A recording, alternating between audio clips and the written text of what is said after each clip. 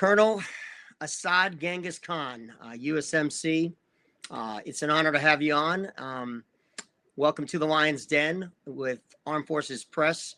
My name is Commander Dan O'Shea, a retired Navy SEAL, and today I'm having my first book review, if you will, about Colonel Asad's, Colonel Khan's book, Betrayal of Command. And I went through it this week, and now I have the author. And Asad, honored to have you on board. And please introduce yourself to the Lion's Den, please. Yeah, thanks, Dan. It's a pleasure to be on your show.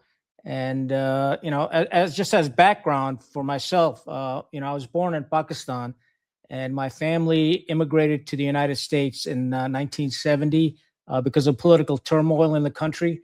And so it just so happened that we were refugees, believe it or not, from Pakistan into Afghanistan. And then we spent some time in Tehran, during the Shah's time. And following that, we went to England, spent some time in Spain, and then ended up in West Hartford, Connecticut. I went to school in West Hartford, went to school up in college up in Boston, Mass, Wellesley, to be precise. And then from there, I decided to go in the Marine Corps. And, I loved it. So I went through the Marine Corps officer candidate school, went through TBS, the normal stuff, and then got assigned to 1st Battalion, 7th Marines as a platoon commander. Loved every bit of the infantry lifestyle. I was very fortunate. I got augmented into the infantry MOS because back then the Marine Corps just gave you a reserve commission. So I kept my infantry MOS. Then I went down to the Marine Recruit Depot in San Diego and, did about 3.5 years there, about 15 cycles, which I believe is still the record for an officer, and pumped through about 5,000 recruits. But, my claim to fame down there really is, I never lost a drill instructor.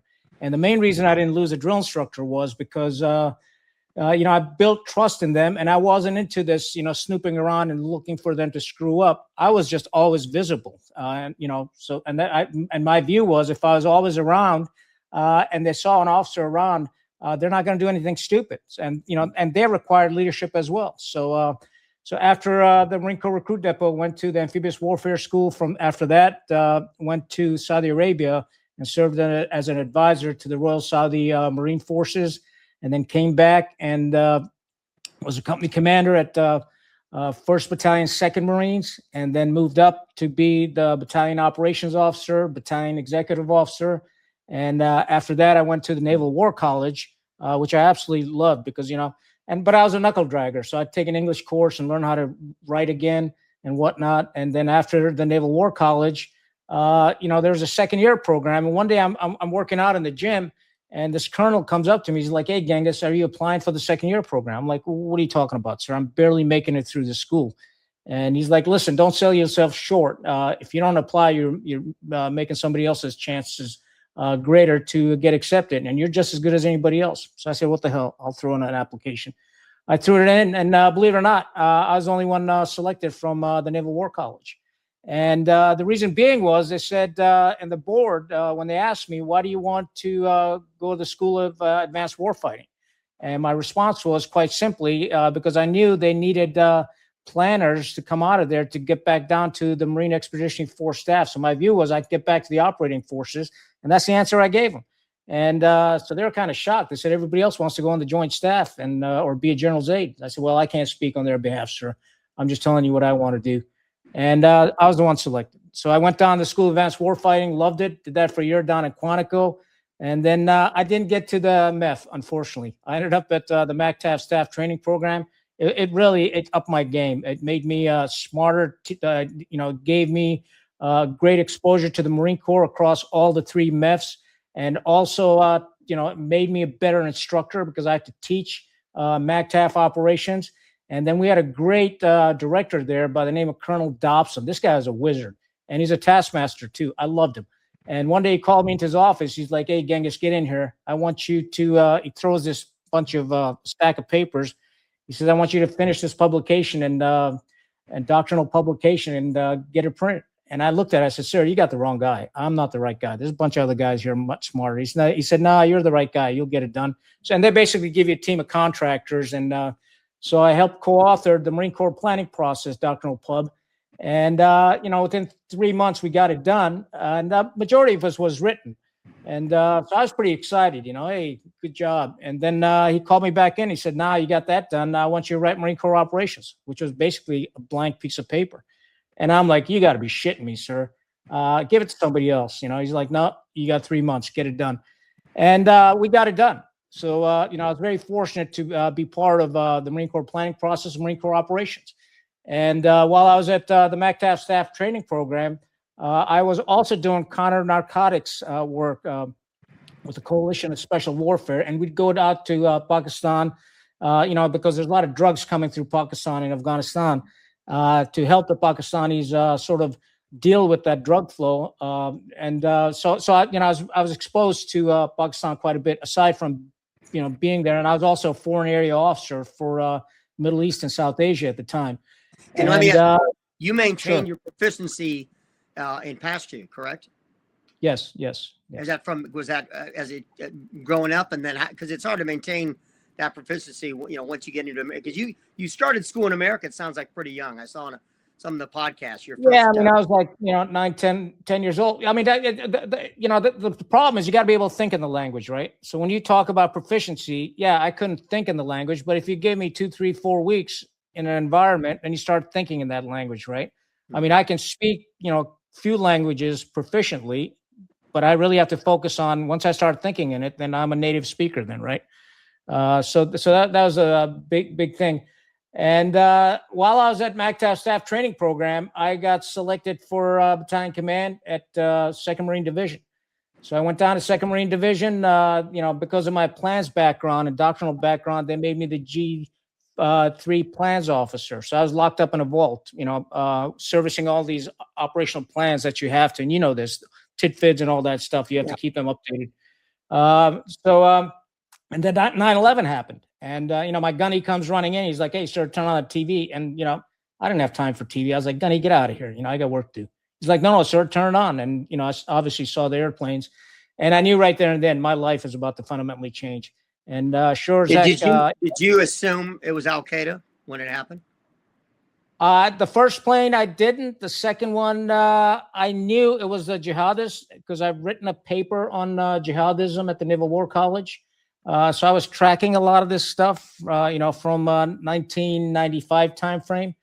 And, and they'd said that they were going to attack the United States. And, in my view, when somebody says something, you got to believe them. It's really that simple. So when that happened, a couple of days later, I got orders down to get down to Tampa. And believe it or not, I told my gunny, I said, hey, gunny, get my travel arrangements done. He's like, so he had me going to like Texas to like, up to Chicago, back down to Tampa. I mean, it was just a circuitous route. And I was like, gunny, you got to be shitting me, man. I'm not flying all over the damn country. And he's a little frustrated too. So he looked at me. He's like, sir, I'll try. But the way you look, I don't even know if I can get you on an airplane. Yeah. No, and then he's kind of shocked. And he's like, I'm sorry. I didn't mean. I said, gunny, I got no issue with that. I'll just drive down there. So I drove down to Tampa. By the way, just out of curiosity, how many Muslims officers were in the Marine Corps at the time? I mean, what was the percentage?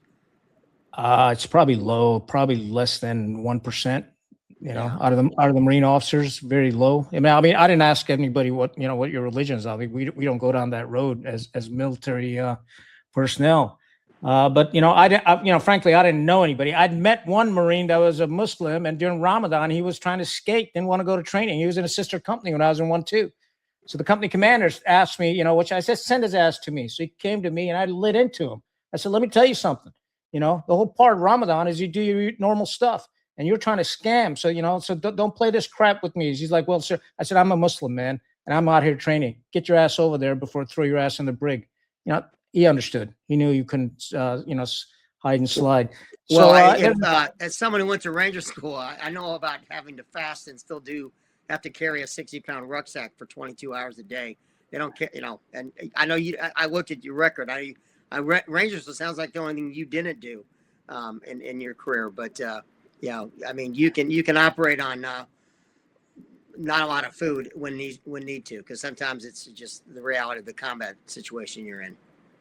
I agree with you. I mean, 100%. You know, I mean, I think the closest I went to Ranger School was probably the infantry officers course, which is pretty rugged, you know, in those days. And you know, we were the winter class, so I mean, it was an ass kicker, quite frankly. And I had people, I had one officer begging me to kill him during the course. You know, and I was like, I'm not going to kill you, man, because you know. So I just went over and we hugged each other just to stay warm, you know, shivering. I was frankly colder in Ranger School. I went from Bahrain. I was deployed to Bahrain with SEAL Team 3. All right. December 7th, 1993. Remember the date because it's Pearl Harbor. Orders came across the command. It said Lieutenant J.G. O'Shea, report to Ranger School 1 January. And I go from 90 degrees in the Middle East to 13 degrees at Fort Benning. And we froze our ass off, and I went through straight through. But Hell Week, nothing's like Hell Week. But I was, as a whole, much more miserable in Dahlonega, the swamps of northern Florida, and I froze my ass off. So yeah, there's nothing like going through IOBC or Benning or anything in January. Yeah, it just sucks. Yeah, it's cold. It weakens you. So so it just so happens. So I get down to CENTCOM, and I meet. I get thrown in plans and ops, and we commence the planning. And from there, so I'm there briefing the plan, and in fact, everything was just chaotic. And I don't want to take too many names because there's some great people, like at the time Colonel Halverson, who retired as a lieutenant general, fantastic human being. I mean, yep. God bless. I just love the man. And he gave me, we didn't have computers for everybody, so he gave me a laptop, and he said, "Hey, that's the president's briefing laptop. Don't mess it up." And I thought he was joking, until I flipped it open, and sure as hell it was. I was like, Jesus, man.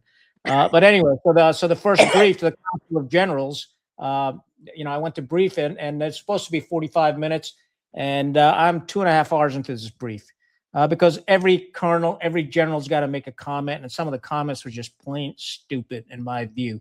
Ideas like, "Hey, let's throw Korans out of the back of airplanes to show the people," and I'm just sitting there going, "That's not a good idea, sir, because the Quran is a scripture, a holy book, and you don't want to throw it on the ground. It's just disrespects it." And so at the end, the general at the time was the deputy SINC was General Rifle DeLong, a Marine. And so we went after 2.5 hours into the brief. He goes to me, so he goes, "So what do you think, Genghis?" So I said, "Sir, we're going to go through the Taliban. They're not like the old Mujahideen. These guys are scholars. They're academics. They're school teachers. That's what Talib is, teacher student." Right. And but I said, in the process, if we lose Pakistan, I said, World Trade Center is going to be an afterthought. And he's like, "What the hell are you talking about?" I said, Pakistan's got strategic weapons, and if they fall in the wrong hands, these guys will use them.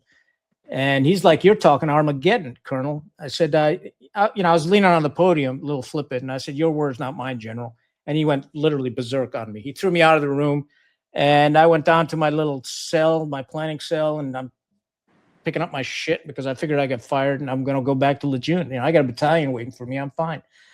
And my 1-star comes running down. He's like, "Where are you going?" I said, "Sir, I'm going back to Lejeune." He threw me out. He fired me. And because he wanted some the Jedi Knights, he said, "Get me some Jedi Knights up here. He didn't realize my background. Not only was I a Jedi Knight, but I wrote the damn doctrinal books on this stuff. And so he said, "No." He said he just got frustrated. He wants to see you. So I went up to his to his office, and he's like, "Get in here." It was like, he goes, "I want you to go over there." I'm like, "Go where, sir?" He says, "I don't know. Just get over to Pakistan and figure it." I said, "Do what, sir?" He said, "I don't, just figure it out." He's frustrated. He goes, "Be my eyes and ears." I'm like, "Roger that, sir." So I hop on a plane, and I took a grab, and then the Colonel Tampone was the chief of staff of Marsh Cent at the time, and he said, "Hey," he gave me some comms equipment. He said, "Take this with you because you don't know where you're going to end up." And so I throw that in a backpack, and obviously I can't, I have to keep it on my body.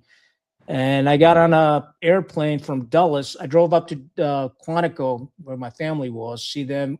And then I went to Dulles, flew to London, England, and got on a PIA flight.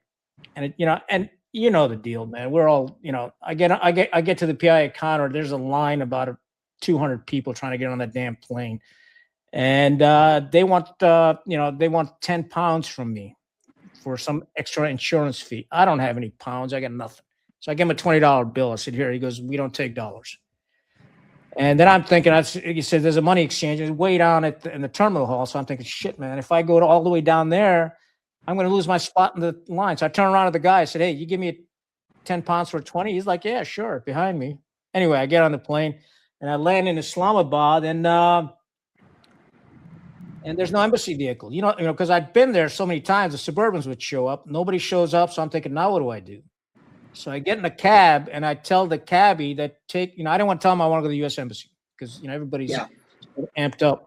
So I said, take me to Serena Hotel. I know where that was in Islamabad. And we get to Serena Hotel. And I said, take a right, take a left, take a right, take a left. We get to a police checkpoint. I hop out, pay him, and I get to the embassy gates. And there's a bunch of other military people there. Some had gotten stuck. Some were sent. Some were put on a delegation. And, so we all met in the downstairs in a room. And we started a CENTCOM L&O cell. And basically establish all the air corridors going through Pakistan. And what people don't realize, and I didn't either at the time, is, when you start bombing, you need CSAR capability, combat search and rescue. And to have CSAR capability, to pave lows in those helicopters, they got to be based close by, in close proximity to be able to rescue the pilot. And so we had to establish all the basing in Pakistan. And then we knew when the bombing was going to start, everybody was going to come across the border into Pakistan. So we had to set up a screen line. And at one time, we had about 65,000 Pakistani troops. Now, think about this, along the western border.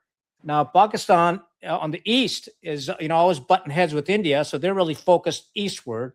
And we had to ask them to move some forces to the western border, which was a huge step on their part. And they did. And then the winters came and they didn't have the winter gear. So then we had to arrange for that, because some of these altitudes, 14 to 18,000 feet. So anyway, so the screen line was catching people, right? And our mandate was to catch all the foreigners. We didn't care about the Pakistanis. We didn't care about the Afghans, but especially, Arab speakers and whatnot. And so they got them by the hundreds at that time. And then we had to rendition them. So we started the first rendition program in 2001, and they were sent off, because Pakistanis couldn't hold them any longer. They're like, hey, this is just too much. So we started taking them out of Pakistan. Well, you were instrumental in setting up and building those relationships with the generals, with the Pakistani generals and senior leadership.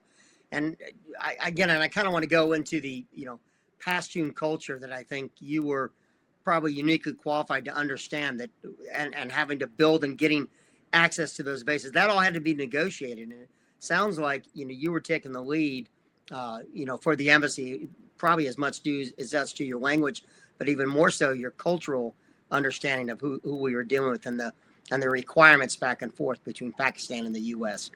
Can you share some of that? Yeah, I mean, so I didn't come on here to plug my book, but in the first chapter of my book, I talk about my ancestors. And just a quick segue: when the book went to the publishers, they said the first chapter is not relevant, and I said it's very relevant. It's who I am. It's who my ancestors are. So they said, why don't you put it in the back as an annex? I said, no, it's going to stay right in the front. That's how the book's going to start, and because that's my DNA. And I realized very quickly they were interested in making money because they made a statement, well, it's not going to appeal to a wider audience. And I said, I don't care about a wider audience. I'm telling a story. And I realized that we had divergent goals. And so I ended up ending the relationship with them over my ancestors. So in our culture, your ancestors mean everything. And in the Pashtunwali code, it is not any dissimilar, or it's not a really unique code. If you try, and you've traveled a great deal, most countries and most cultures respect their elders. That's the first part, the jirga, right? So you got to respect your elders. Your word is your bond. I mean, we even in the military, your word's your bond. I mean, that's the way we're brought up, right? And you gotta show hospitality, be humble, right? And then there's that thing, bloodlust, of revenge. If somebody does you wrong, now in those days, you got to remember, in the West, we have we have laws and police and all that stuff that you can go file a complaint. But in a lot of these remote areas, you don't have that. And so it comes down to the jirga basically sitting down and saying, either who's right or who's wrong. And if somebody murders your family member, and I don't care how many generations it goes, but that revenge will happen. And I know in so many cases where subsequent generations have taken their revenge out. And that's how this anonymity starts and the feuds start between these cultures. Now, you've been to Afghanistan, and you know how remote these villages are. There's no police. There's no central government. There's no provincial government. There's no district government. And so the code is basically over 5,000 years old. I mean, it goes back as the same code in the Bible, Leviticus. I mean, it's the same thing. Well, it's for me as Irish, it's like the Hatfields and McCoys. So I can understand it from an Irish Celtic understanding, but there was one comment about oh man, now I was on the tip of my tongue. I'll get it back, but it's really important. Oh no, this is where I wanted to ask you. I think that's what drew you to the Marines more than any of the other services. And you described early on in your career the mentorship you got from the Vietnam era generation of leaders that really had that Semper Fi, total warrior ethos. But then you, even in your time, because you were just a few years ahead of me, not everyone in the Marine Corps played by those rules, and you saw that even early on in your career about comparing. And that's what my question is: compare the Pashtun warrior ethos towards like what the Marine Corps lives and breathes, but doesn't always live up to that standard. Because like I said, the Vietnam generals, it sounded like those were the generals that kind of laid the framework for the Marine Corps, for your perspective, what the Marines are supposed to be about. Is that a fair assessment? Yeah, absolutely, 100%. I mean, I glossed over my time when I checked into 1st Battalion, 7th Marines as a young second lieutenant. And when you go to the regimental headquarters, you go through the S1, the admin, you go see the regimental XO, and eventually the regimental commander wants to see you. And my regimental commander is Jay Vargas. Jay Vargas is Medal of Honor recipient. I mean, I've heard stories about this man. I'm standing at attention in front of him, and it's like maybe 2 or 3 notches below God, for a young lieutenant. And what really motivated me about him and the example that he set, he was so humble, but he's steely-eyed. And then I'd see him out there as a full bird colonel PTing every day, walking around doing, leading by example. And that motivated me. I report down to 1st Battalion, 7th Marines, make my way through the XO, and he tells me, you're going to meet the battalion commander at 1200 in front of the pull-up bars, right? And and the word was out. So battalion commander was a kick-ass runner. I love the man, Colonel Samoan. He took me on a run. My lungs are coming out of my nose, but fortunately, I could hang with them, and that's what determined if you went down to a line platoon or you went to a staff job. And so it was a meat eater's, world in those days. And, legends like Colonel John Ripley, the Bridge at Dong Ha. I mean, these guys are absolute legends in our Marine Corps. And there were men of honor. There were men of discipline, and there were men of example. I emulated them, And as you know, Ripley just after such an injustice, he's finally getting the Medal of Honor, almost 50 years too late. But, I don't know how that took so long, because, that bridge at Dong Ha is at the Naval Academy, like a sand table of it, if you will. And it's in a memorial hall. And I tell you, I get back to Annapolis, and the only place I probably go visit is Memorial Hall. And I always make a moment to go up and see the John Ripley dedication. It's good to finally see that corrected after many, many years. Yeah, I happen to know his son, who's also a Marine, and we just communicated last week when that announcement came out. And imagine somebody like Colonel Ripley standing in front of you, right? You want to be that man. And what happened was, in the 90s, the Marine Corps took a left turn somewhere, and we can talk about that later on, where instead of these guys, they're General Rawlins, who had the world sit-up record at one time, I mean, these guys are just meat eaters. They're just beasts, and you wanted to be them. Then you see these guys, other guys, just carrying around with a stack of books. Very smart guys. 1,000-pound brains, but their bodies couldn't get them from here. You got to be able to carry that brain from point A to point B, and unfortunately, that's what happened in the Marine Corps. And in my view, and we could talk about that when we talk, go into details of Afghanistan. So I ended up in Pakistan. We set up all those bases and stuff. We did that. Then I went into Afghanistan. One day the ambassador called me and she said, I need you to get into Kabul. So I said, to do what, ma'am? And she's a tough lady. She's a Marine colonel's daughter. She said, to open the embassy. And I asked her, I said, ma'am, how do you open an embassy? And she looked over her glasses. She said, you're a Marine colonel, figure it out. And I was like, yes, ma'am, I got it, So I went down and saw the RSO. He said, hey, she's giving you a blank check, use it. And, so we got some Marines up to Bagram, met up in the middle of the night. And I took in a group of these civilians who were supposed to go in with me. And the day I met them, this is like 2 days before we're flying from Islamabad to Bagram, I go in the conference room, and the average age had to be 70 of this group. And I'm just walking there. I'm like, oh, my God. So I was like, how many of y'all got cold weather gear? None. How many brought sleeping bags? None. So I send somebody out to the local market. Go get me some jackets and sleeping bags and stuff. And we pile in. We took an MSD counter assault team with us from the State Department.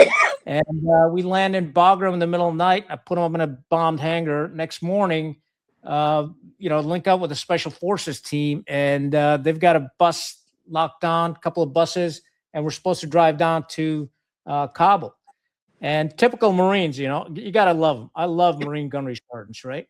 And every Marine they came off the ships. Every Marine had a fresh haircut because they're going to combat, right? But I'm walking past the bus, getting my head cons and stuff, and all I'm seeing is these Marines with, fresh haircuts. And I'm thinking, Jesus, man, we stick out like a sore thumb. So I told staff NCOs, I said, hey, put up some, cover the windows so we don't look like targets. And I'll never forget, a young lieutenant comes up to me, and we're literally, we're just moving, keep momentum. He's like, sir, what am I supposed to do if the driver does something, unsafe? So I said, listen, Lieutenant, I have no idea. Just keep your pistol in your lap, sit behind him. If you don't like what he's doing something, do what you think is the right decision. Make it. And so we take off, and there's a really funny story because all the bridges are blown, and there's a fording site in the river. On the other side is a tank sitting there. An old Russian Soviet tank. So I hop out. I used to always go have cartons of cigarettes. So I grab a carton of cigarette. I walk out to the tank, and Afghan pops up, and he's like, Assalamu alaikum. I said, hey, can we pass here? He goes, yeah, you can pass here, but you got to pay me. I said, pay you for what? He said, this is my fording site. So I said, what am I paying you for? We're going to go across. He said, no, you got to pay. I said, listen, I'm not paying you anything. I'll give you a choice. I'm either going to give you one magazine from this rifle, or I'm going to give you 2 magazines. You take your pick. But as soon as I start shooting, everybody behind me is going to shoot and get 2 busloads of Marines. He's like, come on, man. I'm just a poor guy. And this is no BS, Dan. I said, okay, what do you need? And he goes, give me your boots. I looked down because I'm looking up at him. I looked down at his feet. This dead of freaking winter. He's got no shoes. Yeah, of course. Standing on a steel tank. And I was like, I'm not going to give you my boots, but I'll tell you what, when I come back, I'll bring you some shoes. No worries. You got to trust me. And I did later on. We found some boxes of Korean boots in the commissary's warehouse. And I brought them back and I gave them to him. Nonetheless, so we opened the embassy, and then I got sent off. I ran into Vinny Colonies and General Harrell, and also Jawbreaker, a gentleman. I know Gary. Yeah. Gary Bernstein Yep. lives actually here in Tampa, and we've okay. we've actually been in the green room we were both doing interviews within 30 minutes of each other. And so I've spoken with Gary a handful of times, and yeah, that guy's got a lot of stories. I'm going to have to get him on a future podcast for sure. He's unbelievable. It's, you go ahead. I don't want to steal your thunder because it's very interesting. Because you met him for the first time, obviously. What, the Serena? We got the Ariana or the Serena? The hotel? No, I met him at the embassy. So, so what we did, we locked down the embassy. I told the Marines, nobody comes in, nobody goes out, right? And then the National Alliance guys or the Northern Alliance guys show up, and they're like, "You're not supposed to be here." I'm like, "What do you mean we're not supposed to be here?" Well, there's a bond agreement. There's no foreign forces allowed in Kabul. So I said, "We're here." So he said, "Well, you got to leave." I said, "We're not leaving. This is U.S. property. I'm not going anywhere." So he said, "Take your uniforms off." I said, "I'm not taking my uniforms off. You got to kill me first, you know." And so we're going back and forth, and they're like, "Okay, can you cover them up?" So I said, "Yeah, I can cover them up. That's fair. I'll meet you halfway." So if you remember, we had the black sleeves, the fleece things. Remember those? Right. Yep. Told the Marines, I said, "Put the fleeces on," and some stupid CNN cameraman took pictures of it, and it got on the news. And it was FMF PAC called me on my Inmarsat that Colonel Tempone had given me and just ripped my lips off. "Who the hell are you? Change Marine Corps uniform rigs, blah, blah, blah." And he wouldn't even let me get a sentence out, try to explain. And finally, I just got tired of getting my ass chewed. I was like, "Sir, you're breaking up." And I just hung up on him. And I was like, screwed. And later on, I met the general, really good guy. Really good guy. And when you met Gary, did you run across a guy named Brian? Did you run across a Brian, his staff? I'm sure I did, because I hung out with him for a bit. Yeah. But here's the story with Gary. So the embassy's locked down, the old compound, right? And all of a sudden, there's somebody out at the gate that wants to come in. The Marines are like, no. And, back and forth. And finally, the Marines call me. He's like, "Hey, sir, there's somebody out here just harassing us. He wants to come in." So I go out there, and some guy standing there, he's like, "Hey, can I talk to you down the fence line?" So I'm like, "Sure." I said, "But you're not coming in, so we can talk down there." So we go down there, and he's like, "You got to let me in."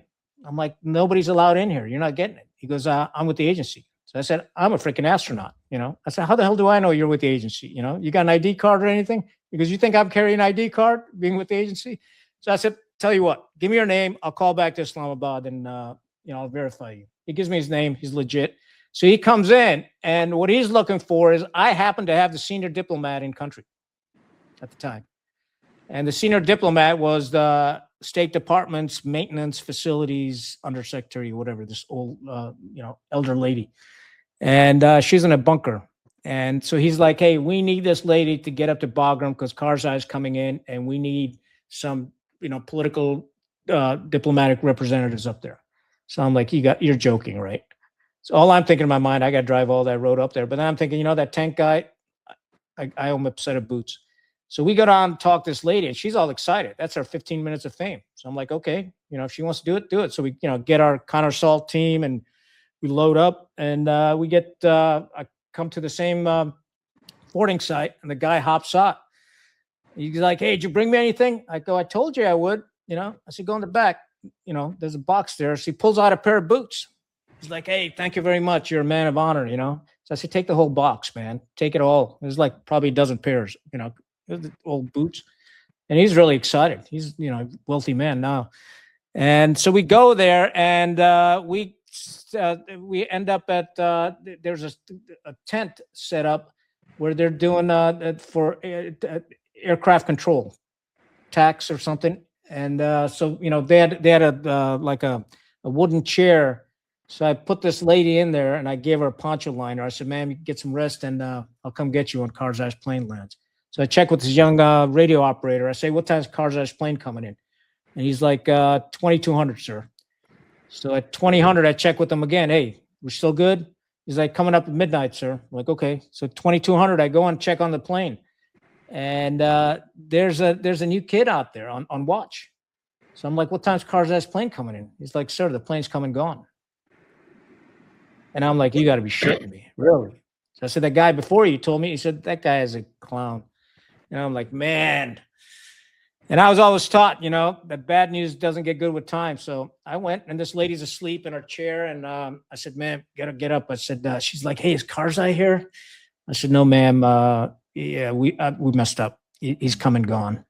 She jumps out of the chair, and she starts hopping up and down. "I want to see Karzai. I want to see Karzai." And I'm just standing there going, holy shit. Nobody's trained me how to deal with this one, And while I'm trying to figure out how to, subside a tantrum, somebody in the back goes, "Will you shut the F up? I'm trying to sleep." There's some special forces guy back there. And I had to bite my tongue because I don't want to laugh in front of her. I go outside and I'm just dying, and she calmed down. And then General Harrell sees me and sends me off. I don't know if you want to hear more about this.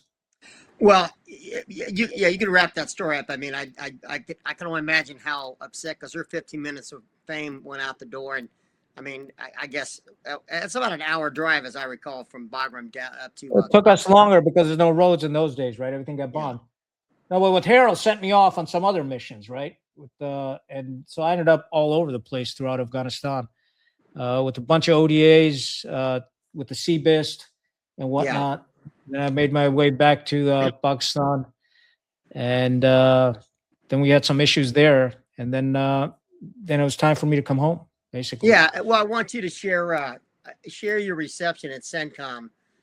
You've been on the ground, you had firsthand experience, and it sounds like the people who didn't understand the war were too busy to listen to someone who had ground truth, and I had similar experiences dealing with that kind of stuff with working kidnappers at the embassy for 2 years. But I really want to get into kind of the meat of how your leadership and mindset took over 1-6 and kind of go on that. So wrap yourself up and come home from the war, and then let's roll. Yeah, so you're getting command. You're getting your first command. Yeah, so I come home. I obviously go down to CENTCOM to check out and get out briefed and all that stuff. And nobody wanted to talk to me. Not a single person, except for Colonel Tampone. I mean, hats off to him. I mean, I sat outside people's offices for hours. And finally I said, you know what, screw this. I'm not anybody's lackey. I'm out of here. And I went back, told Colonel Tampone. And the reason being was this is probably around April, May timeframe of 2002. Everybody's focused on Iraq. Yeah. Afghanistan's a done deal. I mean, we've literally, won in Afghanistan. We're done. Well, I can tell you, I was a staff officer there, and I can tell you right now, after Anaconda went down, that was the post Anaconda brief. Literally, like the next day, Afghanistan was an afterthought. I mean, it was unbelievable, because Anaconda was like, the big mission, they're gonna, put the noose around Osama bin Laden, which of course did not happen, but the whole lift and shift of the command headquarters went immediately to Iraq, and it, we can talk about, and I'd be curious in your perspective, and I guess I'll just ask it right now. Do you believe if we had taken and put 10% of what we invested into Iraq in terms of the billions and the troops and the commitment, had we just stayed focused on Afghanistan and then finished the battle and rebuilt all the things we said we were going to do in Afghanistan, like rebuild the Ring Road, rebuild Conversation, had we put 10% of what we squandered in Iraq, do you think if we had all stayed focused in Afghanistan and done maybe a 5 to 10 year plan, do you think ultimately we could have been successful in Afghanistan had we not lifted and shifted our focus? Just out of curiosity. No. The corruption was just too much, too rampant on all sides, on the U.S. side, on the Afghan side, and on the neighboring countries' side. We got to keep that in mind. And, the more importantly, I think by going into Afghanistan was the wrong move. I never supported that. When I was working at the embassy, and I remember, it was 15 million or 5 million. We bumped it up to 15 million and then 20 million or something. But the issue was, I'm sitting there in the bubble, when we're having these discussions, all I'm thinking is, if bin Laden truly is a billionaire's son and he's got access to funds, family funds, or through these zakat funds where people are donating, right? He can trump 15 million. If I was to capture him, and I know I'm getting 15 million, he'd say, hey, I'll give you 30 million. Let me go. Right. So I proposed, put $1 billion on his head, and people looked at me. And I remember one guy said, did you get enough sleep last night, Colonel? You damn right I did. But you can't trump $1 billion, and somebody will invest 100 million to make the billion. And that's how those cultures work. And there's many cases that, if you remember, there were some ladies that were rescued at the outset of, we threw money at it. That wasn't any Jipra big rescue. It was money was, and that's how things work. Right. And by some estimates, Mullah Omar was ready to give up bin Laden also. The deadline was till 11 October. We started bombing on the 7th. So we have a tendency to do this stuff. We give people deadlines in the middle of negotiations. We turn and we always, we do this 90-degree offset and we start bombing people rather than, taking. And I can guarantee you, you get the right people to negotiate, you'll get results. And, in a lot of these cultures, they respect strength. They respect sense of honor. And when I used to negotiate on behalf of the United States, I'd be very straightforward with them. I'd take out my pistol out of respect, and nonchalantly I'd turn on my laser dot, right? And it's been pointing at the guy's thing, and I pretend I didn't see it. He sees it. Everybody around sees it. And I tell him, I said, hey, you got option A and option B, And as a Muslim brother, I'll tell you, the best thing, take option A. It's a good option. Take it. Because there's also an option C I can't talk to you about. We don't want to go there, And so you built a level of trust. So it's done of sort of this. You have to build a trust when you're negotiating. You don't go in there full of hubris and all that stuff. And the guy's got to trust you, and they know that you're not going to lie to them, And I'll give you another example. If I can fast forward a little bit, I used to get all these grid coordinates to go find so and so at this grid coordinate. I went freaking batshit crazy running around Afghanistan. These grid coordinates, there's nobody there.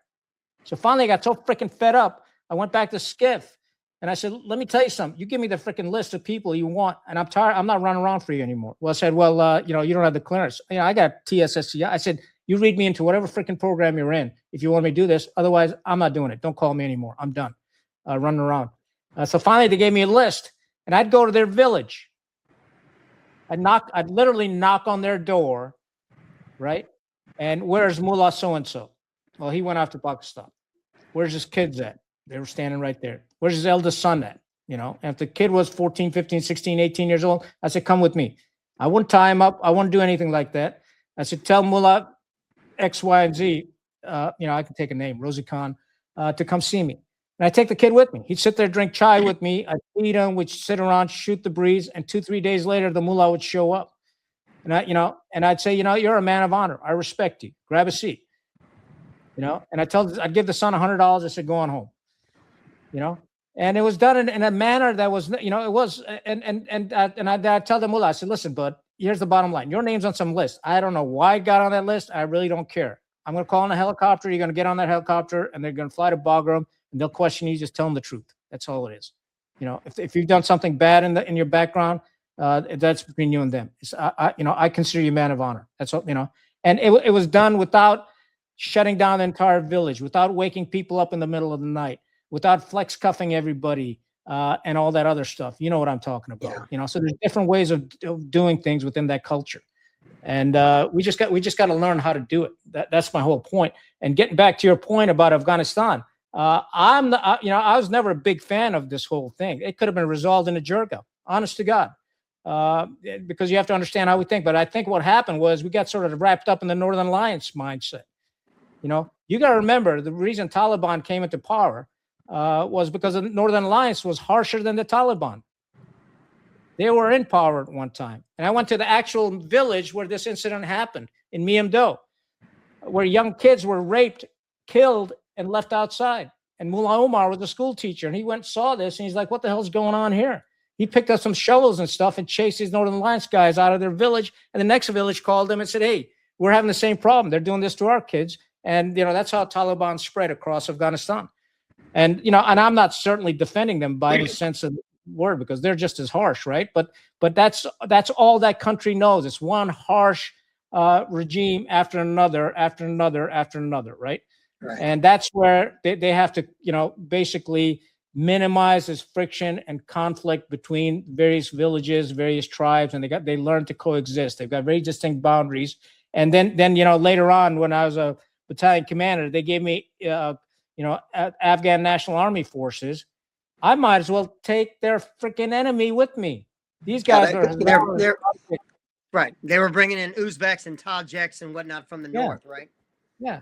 And a few times I had villagers on my local militia tell me, you bring these guys, we're going to start a fight with them, and you're going to get caught in the middle.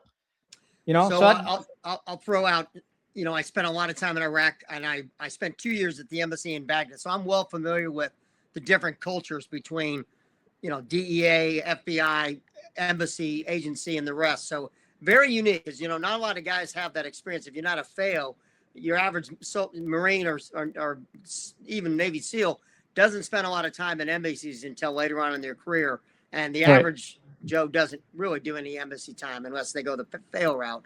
But I remember when I was brought over to work for General Allen as a COIN advisor, the guy that hired me, Lieutenant Colonel Roger Carsons, who later became the U.S.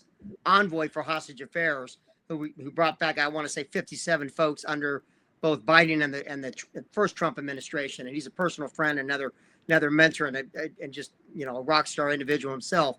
And I remember the advice he gave me. He says, Dan, this is not Iraq. Afghanistan is, you got your master's in counterinsurgency in Afghanistan, in Iraq. You're going to get your PhD here in Afghanistan. And it was really down to it wasn't 3 tribes, Sunni, Shia, and Kurds you're dealing with in Iraq. Right. There were 12 distinct tribes, all very different, all historical different cultures and language. And it was an entirely different game in Afghanistan than compared to Iraq or probably anywhere else in the region. And with centuries old battle, they all had revenge against each other, every one of them, because somebody's great grandmother got raped by somebody, 200 years ago, and they remember that, and they ain't letting it go. I mean, that's the way it is, and that's the way Afghanistan flowed. And the other thing you got to remember, we showed up like a big ATM machine, and that's why I sort of didn't agree with you about just nation building in Afghanistan. That wasn't our purpose. They just want to be left alone. I was I went back to Tajikistan a couple of years ago, Punj River. That's the border between Tajikistan and Afghanistan. And I'm standing across the river. It's probably 30, 40 feet wide at this point. And there's a farmer on the other side. So I started talking to him, and he's just tilling his land. I said, hey, how are things? He said, hey, life is great. We're not getting woken up in the middle of the night. We're not getting bombed, and we're being left alone. That's all they want. They want to be left alone. They want to practice their culture. They want to practice their religion, and and they want to live off the land. And there's nothing wrong with that. We can't condemn them for that. And, so they're happy right now, as far as I could tell, at least people, in that part of Afghanistan. And you got to remember, Kabul was never Afghanistan. Kabul didn't represent the rest of Afghanistan. You get out in these villages. As I mean, the vast majority of Afghanistan, and I traveled all over the north and all over RC East and a little bit in RC South. Not other than the major cities, Afghanistan is living the same way it has for hundreds of thousands of years, especially in the villages, the mud huts, the Kolats, the dung from the buffalo, burning, the fires. Yep. I mean, that was, and I remember I took a camera I was going through Dubai, and I remember I'd already had a camera with me, but I had 4 or 5 hours in Dubai before I'm going to Afghanistan. I ended up in one of the shops that have every camera under the planet, and I got a hold of a Sony. High-end Sony. It was about the size of almost like a phone. It was a little bit thicker, but it was small enough that I could carry it anywhere. And it wasn't the bigger camera that I didn't want to be walking around like I'm a news reporter. But I had to document things as a COIN advisor. But this small camera, I could literally fit in my pocket, and it had all the bells and whistles, and it had great range, and I took so many photographs. In fact, I took over 12,000 photos in a year in Afghanistan, because I averaged 1,000 photos a month. I would do an embed with whoever, a National Guard unit or an ODA or even the SEALs, and I would document, and I would take probably 500 pictures sometimes in a 2-day, 3-day embed, and I'd use 3 or 4 pictures in the report. I'd write these 10-page reports that would go up to General John Allen, and I think that photography. And I got so many amazing photos, and it really, it just kind of opened up a whole another thing. But but I do want to keep going, because I think I want to get back to you coming home and taking over 1-6, the culture you had to deal with at 1-6, which was not, I mean, you were handed basically a shit battalion. Let's just be frank. You had, 350 odd guys that were not deployable. They were trying to get out. They were either conduct issues, or their time was up, but they were the stop loss. You had another third of the battalion, it sounded like, was deployed to other units because they had augmented deployed units. And then you had to build it. And you had, in the words of the former commander, hey, you got to square this unit away. And so just describe what it was like when you finally got command, battalion command, and go into the kind of the culture and the history, because every Marine I know was like, oh, I was at 2-4, I was at 3-5. I mean, and that's like, it's like a tribe, right? In the tribal culture of the Marine Corps. So just describe what it was like getting 1-6, and you were handed a unit that had a great reputation under previous leadership, but it had fallen away, and the things you did with that warrior mindset to get them back online, and you did it in a relatively rapid amount of time, especially getting certified as a BLT and later SOC, Special Operations capable. So describe that challenge and obstacles you faced trying to get 1-6 online. Yeah, so basically, it was a circumstance, right? So you've got Iraq as that's going on. So all the Marines are deploying to Iraq with their units or augments, and 1-6 was in Okinawa, and 1-6 came back from Okinawa, and it got fragmented because they took anybody that had another deployment in their life cycle until the ES. They got farmed out to other units, so they went to 1-8, 2-8, whoever's going to Iraq, they got sent to that. So anybody that's non-deployable got left behind. So, but the problem is really a cultural problem, because the Marine Corps does this. It's got a 3-year cycle, right? So a Marine generally joins for 4 years. You got 1 year in training, and basically you got 3 years, right? And so so battalion essentially has a 3-year cycle. You get a Marine for 2 deployments. That's it. And so the Marine Corps, as you well know, and I know you guys make fun of us, because we have a culture of doing things the hard way. I mean, that's the Marine Corps way, right? I mean, you know this. And on the cheap. Absolutely. Yeah, absolutely. And sometimes it sucks. And it sucks when you're getting Marines ready for combat and you're going to combat, right? And because what happens is you get set up for failure. And it's not personal failure, but unit failure. And we basically, I'll give you an example that just still torques me, because it impacted one of my lieutenants later on, who was a battalion commander. And in 2020, if you remember, there's an AV that sank off the coast of California, killing 8 Marines and a sailor. Do you remember that? Yes. Yeah. Okay. And if you go back into history and read the investigation report, it was due to degraded maintenance and readiness. I mean, that's the only reason that AV sank, because they literally took hangar queens from the parking lot and they gave it to this BLT, and they had to scrounge parts and get parts and put these AVs back together and make them seaworthy. And obviously, what happens? One of them started leaking transmission fuel, and the bilge pumps went, and that was it, right? And then nobody made a decision. Hey, time to get the hell out of this thing. Get out, right?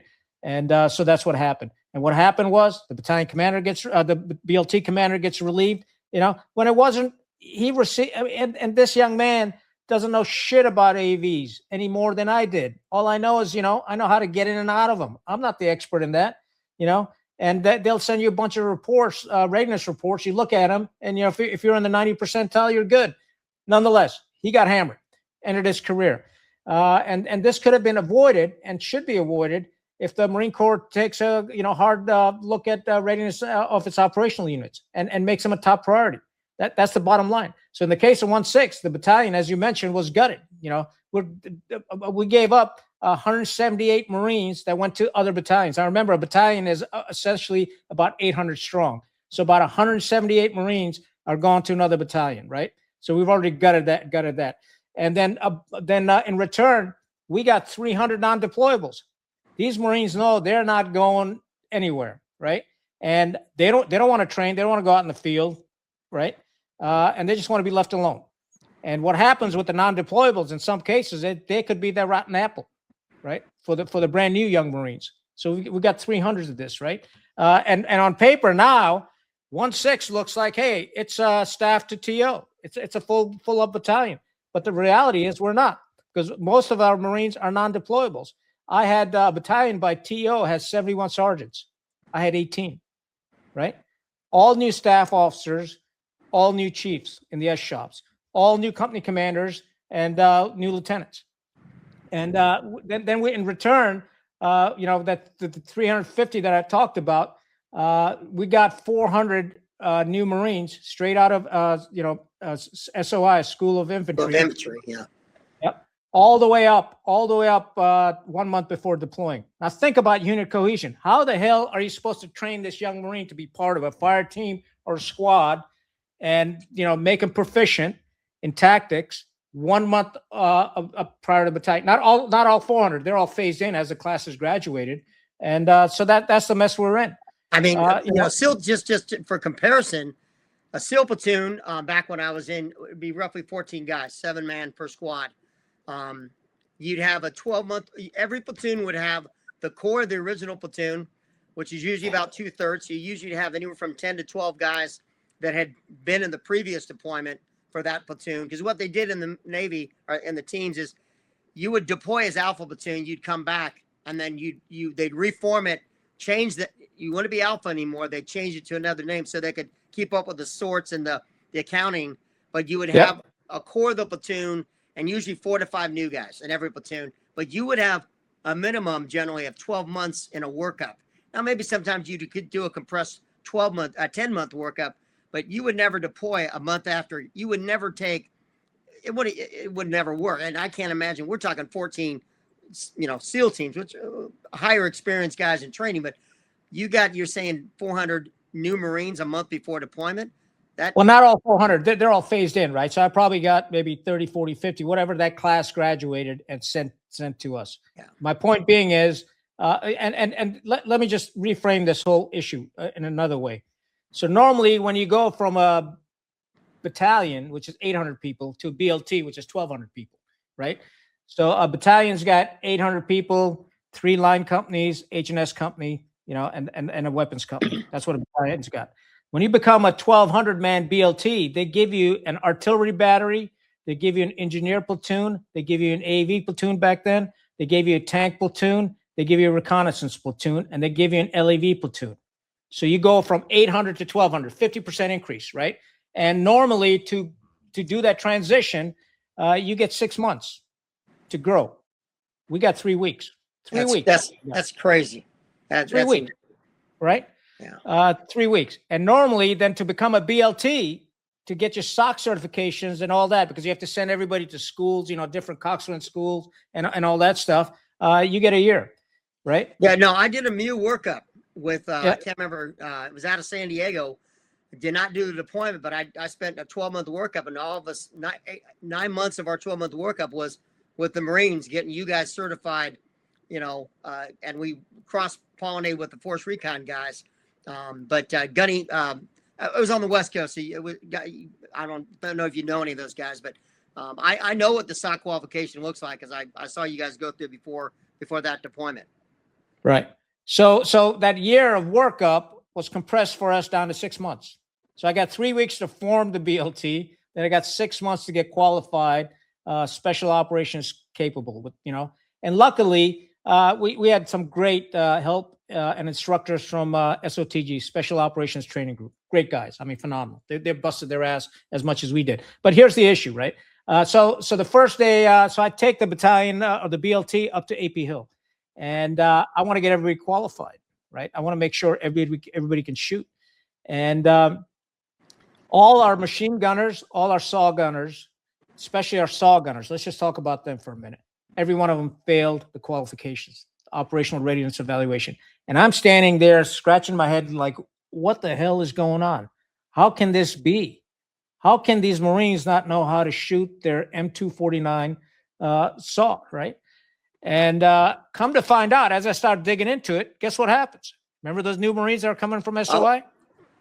They get handed the saw, right? Of course. In our platoon, the new guys will be handed the M60 machine gun. And that's not a crew serve weapon in the teams. You carry the pig and you carry the ammo for the pig. Now, other guys will carry extra 200 rounds of, 7.62 linked. But when you, and it's always the new guys on and the first platoon, because no one wants to carry the pig all the way through their life in the teams for obvious reasons. Right. So they gave it to the brand new guy. So once I figured this out, and I'm like, you got to be shitting me. It should be with the assistant fire team leader, right? He should be the guy carrying it because he's the next one most qualified. So we reallocated all the saws, get everybody on the firing line, and sure as hell, everybody qualified because they'd shot them before instead of young PFC doing it, right? So so we expended over a million 5.56 rounds just for the M16, just for that. Over 300,000 link rounds during the training to get, because my whole thing was they have to have confidence in shooting, and we have to be able to operate at night. That's the key, because if you can operate at night, if you can do squad size night attack, you can do platoon, you can do company size and a battalion evolution. That means you can operate in daytime. One, you trust each other. You know all the command and signals and the control mechanisms. Make sure you got the right offsets and muzzle awareness and all that stuff. So I really focus on that. So now remember when I said we had 3 line companies, 1 weapons company, an H&S company, and a battalion. So we had to rewrite all those SOPs for the battalion. When I got made a BLT, guess what? You don't operate like that, right? You got a helicopter-borne raid company, you got a mechanized raid company, you got a boat raid company, and whatnot. So we had to rewrite all our SOPs, to transition to a BLT. And so we spent weeks while we're out training the Marines. The staff is making sure we're getting all this done.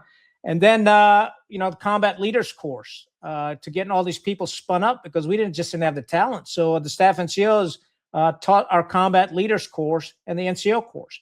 And then I taught it also because I wanted my NCOs to know how I thought, and all I tell them, if you ever have a question, just ask yourself, if there's ever a thought, what's my decision? Ask yourself what Khan would do.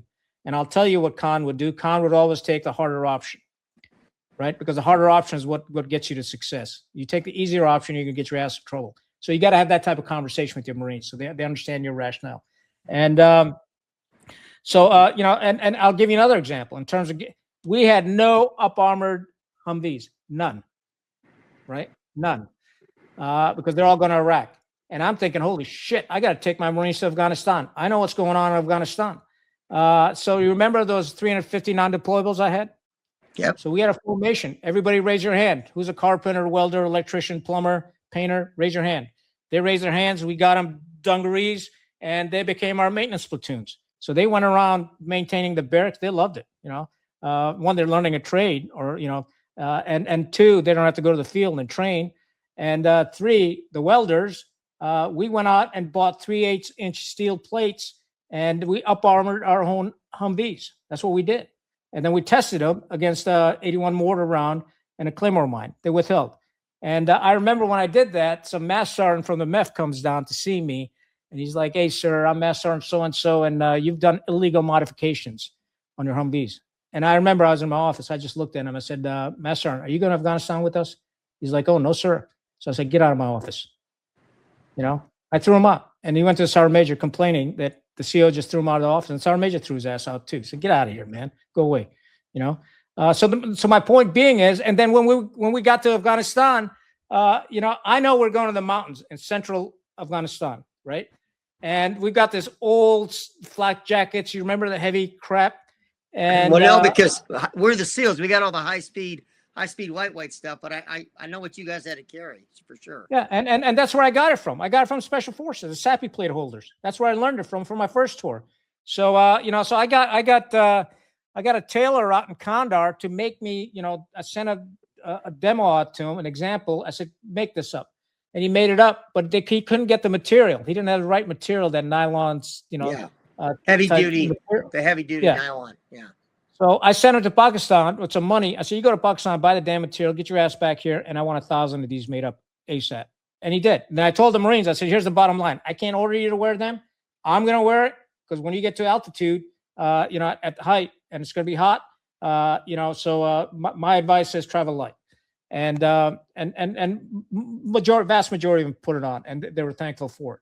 And plus, they look pretty cool too. I think Marines love that shit, So anyway, so we did that, and so when we got into Afghanistan, but I'll tell you what, it wasn't easy trying to get them ready, and you really have to, you have to have the same intensity as a coach to get your team ready, because you're going to play in the Super Bowl. Combat is the decisive game that you'll play. Either you come back alive or you don't.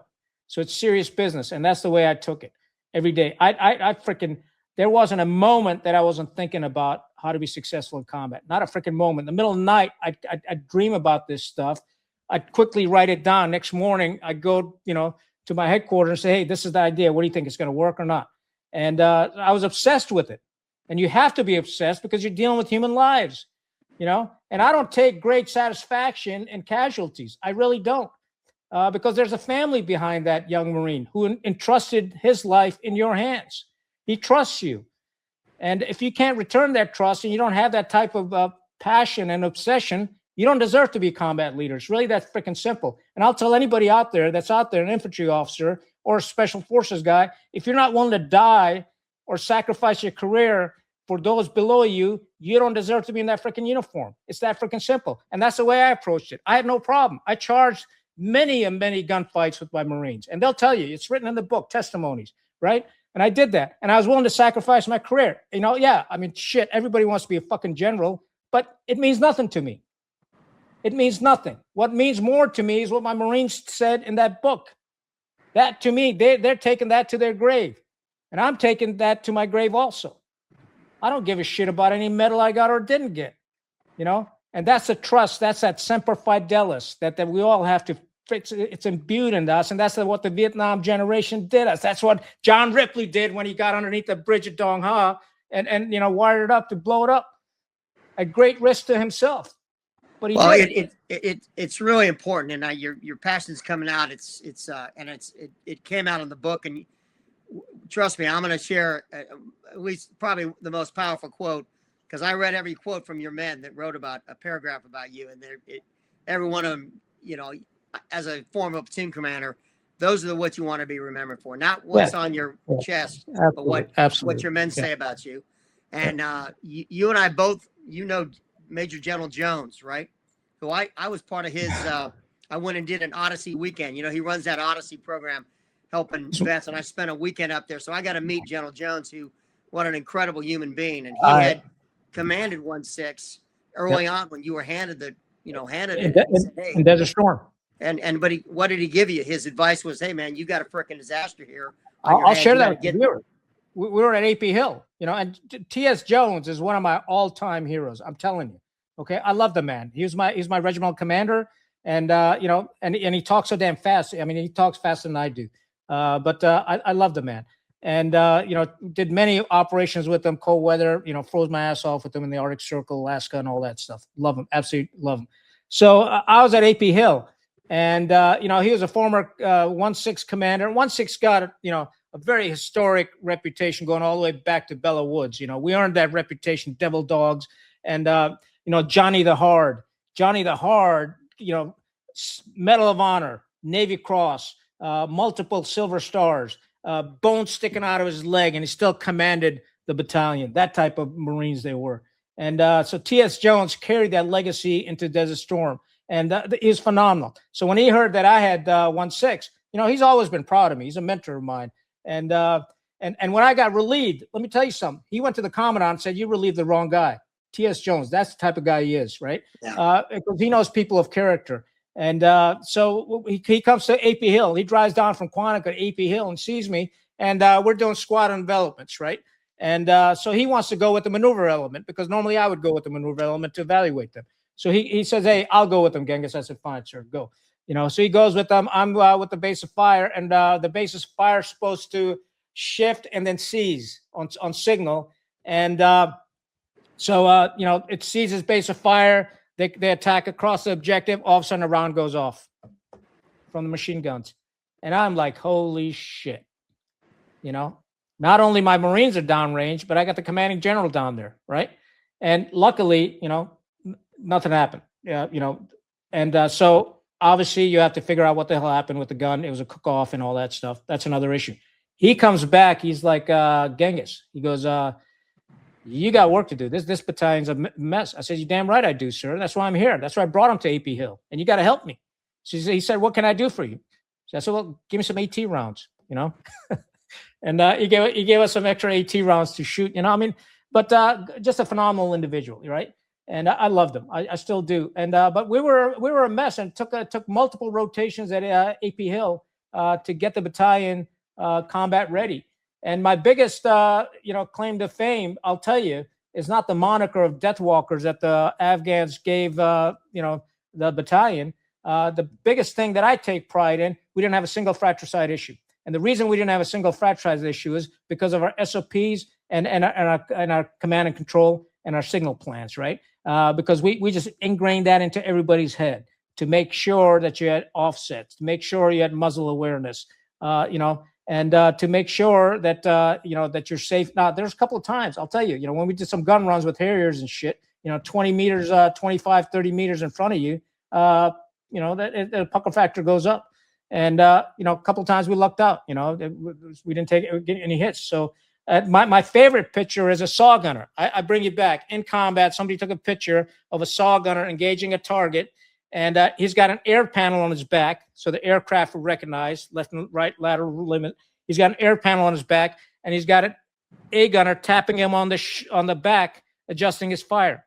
They didn't know they were being photographed. It's my all-time favorite picture because everything that we taught them at AP Hill paid off in combat. It's muscle memory, and that's what it's all about. Right. So I take great pride in that.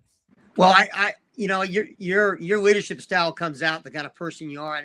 I don't think anyone doubts leading from the front. It's just second nature. But you talk about in the book about instilling a culture with your NCO, non-commissioned officers and your senior non-coms about, and the lieutenants about, it's not you don't have them in the field and in garrison.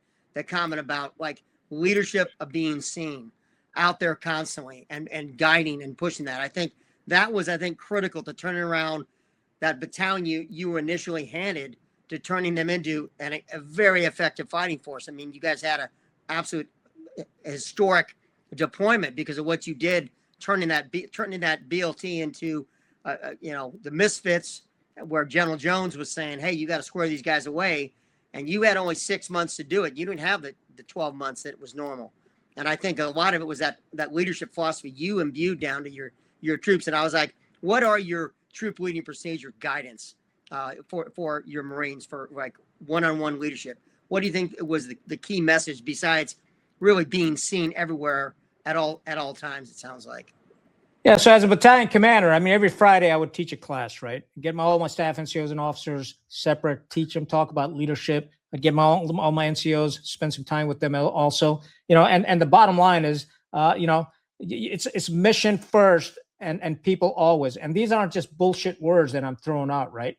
And the mission first is because you got to get the people to the mission and you got to get them trained up and you got to do it truthfully. You can't just come up with these sayings, and there's got to be truth in that, right? And, all the stuff, character and combat power and in combat matters, right? Character is everything.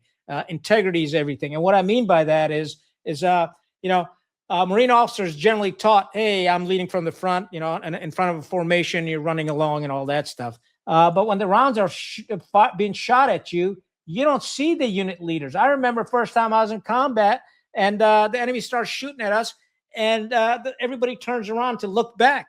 And I'm thinking in my mind, what the hell are these Marines doing? Why are they turning around? Engage the freaking enemy. He's in front of you. Go, And the reason they're looking back at us, if you remember, squad online, squad V, squad, we taught them wrong. Unit leader is not supposed to be behind the unit. He's supposed to be in front of the unit. And then what happens is everybody keys off the unit leader. And when I made that switch, I realized, holy shit, man, the Marine Corps has been teaching this wrong. And I told the unit leaders, you'll be in front of your formation. And I had a couple of them say, hey, sir, but we may get shot. You're damn right you will. You're damn right. And you know what? I'm going to be in front of you because that's my job, right? And that's the key part about, being in combat. You got to have character. You got to have courage. That's so important, And accountability, self-accountability, institutional accountability is absolute. There's no excuses. There's no deflection. I can't blame somebody else for my unit's shortcoming. It's on me. Decentralized execution. It has to be, with discipline initiative. And that's what I always taught the Marines. I said, whenever you're wondering what to do, just ask yourself one question. What would Khan do? That's it. Ask that question. Whatever the answer is, just freaking do it. Just do it and be disciplined about it. And the bottom line is this: honor has to be earned. It's not manufactured at all. And training and train some more muscle memory. And it's not about career progression. That's not who we are. We train down. Our job is to make sure that young Marine is successful. It's not about me and my career. It's got nothing to do with that. And if you imbue that across the board, they'll be successful. Everybody was successful. And you got to have moral courage to speak the truth. And that's probably one of my strengths and one of my weaknesses, because I never shied away from the truth. It is what it is, because I owe it to you. I owe it to my seniors to tell them the truth. I owe it to my subordinates and the Marines under my trust to tell them the truth. And I always have. I always will do. And if you lead Marines well, you're going to win. And the bottom line is, the reason you want to win is to bring them home. And I still, it just eats at me that, I took 1,200 Marines into battle. I brought, 1,199. And that one Marine was a damn shame that what happened. And it still freaking just eats at me. We're going to talk about that, because that's on my list. But so that in a nutshell is like my leadership philosophy is just do the right thing, man. Just on the weekends, I'll tell you this much. On the weekends, every Friday I would take the battalion on a run, and I run a 7-minute pace, which is fast for a battalion, right? 7-minute pace. And I told everybody, I told them, I said, let me tell you something. I said, you fall out of this, you're going to go on remedial PT. That means you're coming in tomorrow on Saturday I'm the remedial PT officer for the battalion. And if a Marine comes in, his entire chain of command comes in. And then they would say, well, sir, why do we got to come in? Because you're responsible for him. He's your Marine. If he comes in, you got to come in, and I'll be there, and I'm going to PT you. And we're going to PT until one of us throws up. It's that simple, So get it done. Well, you were emulating your first battalion commander when you were a first second lieutenant, and you met him not in uniform, dressed up with your service record in hand. You met him at the PT bar, pull-up bar, and he took you on a run. And the fact that if you couldn't hang with him, he was going to stick you in a staff pogue job. He wanted his studs to lead his Marines, to be his infantry platoon commanders, which, of course, listen, I know the culture. I went to the Naval Academy. I know the culture of guys that want to go Marine officers, man. They're like the SEALs, the guys that want to go to butts. They just have hind tights while they're in college because they're so motivated. So, but listen, the thing that defined the way your men looked at you, again, all these comments of the statements, and the one statement where in the middle of a firefight running up a hill, a young 22-year-old looks over and you are engaging the enemy, running up faster than him, and they can barely keep up with you when you're leading the charge in the middle of a fight. And that speaks volumes. You don't ever hear outside of, even in the SEAL teams, the only 05s that are still going into combat are squadron commanders at Dam Neck. It's, by the time you make 05 in the regular SEAL team, you're the CEO of a SEAL team, and you're managing troops that are led by lieutenant commanders or 04s. But that statement in the book by one of your devil dogs, looking to his left, going, "Holy shit, the battalion commander is basically, beating me up the hill going after the Taliban here in the middle of a firefight," and that just speaks 100% to why you got the moniker Genghis. But why wouldn't you? Why, just think about it. If your son was with you and the enemy's shooting, wouldn't you want to be in front of your son? Yeah, of course. Yeah, absolutely. It's the same principle, right? It's the same principle to me. It's the same principle, and to this day, I treat them like my own kids, right? That's the leadership principle. They're your children, and I'm not minimizing it by calling them children, but I'm responsible for them as a father is for his own kids. It's that simple. That's my leadership philosophy. And I want them to do well. I want them to succeed. I want my kids, my biological kids, I want them to do well. I want them to succeed. And trust me, I was just as hard as my biological kids. They never understood me until now. Now that they're parents, they've got kids. Now they're understanding what the hell this crazy man was trying to teach us. And now I'm best of friends with my kids, And your son went to the Naval Academy and went to the Marines. You want to share a little bit about his career or avoid that? No, he's an infantryman. He's actually in many cases a lot harder than I am. He's more disciplined than I am. He's slightly taller. So when I run with him, I see his knees coming up, by my eye, and I'm like, holy shit, I got to keep up with this guy. And unfortunately, I'm getting old now, but I still, I still whipping on. He's a great young man. I'm very proud of him. Yeah. Well, let's go to the deployment. So give us you rip in and into Afghanistan, and what month you get there in 04. It sounds like early 04, and then talk about what were the conditions on the ground, and what was the environment, and what was the mission, what was your tasking. I guess you put out a great message on the deployment, which your commander's guidance was, and I guess that's one thing I wanted to ask you about. What is what is your philosophy about commander's intent? What is your definition of commander's intent and instilling that in your men? You do it by your leadership, by setting the example, and you've made that very clear. And no one questions it. But if you could summarize commander's intent, how would you do that? Well, I mean, I used to teach at the General Officers Warfighting Program. I was one of the instructors, right? And I'd see these brand new brigadier generals coming in there, and they had to write their commander's intent and concept of ops to brief next day to the 3-star. And it'd be like mental freaking gridlock. These guys couldn't write a cogent freaking paragraph because they're trying to wordsmith it, right?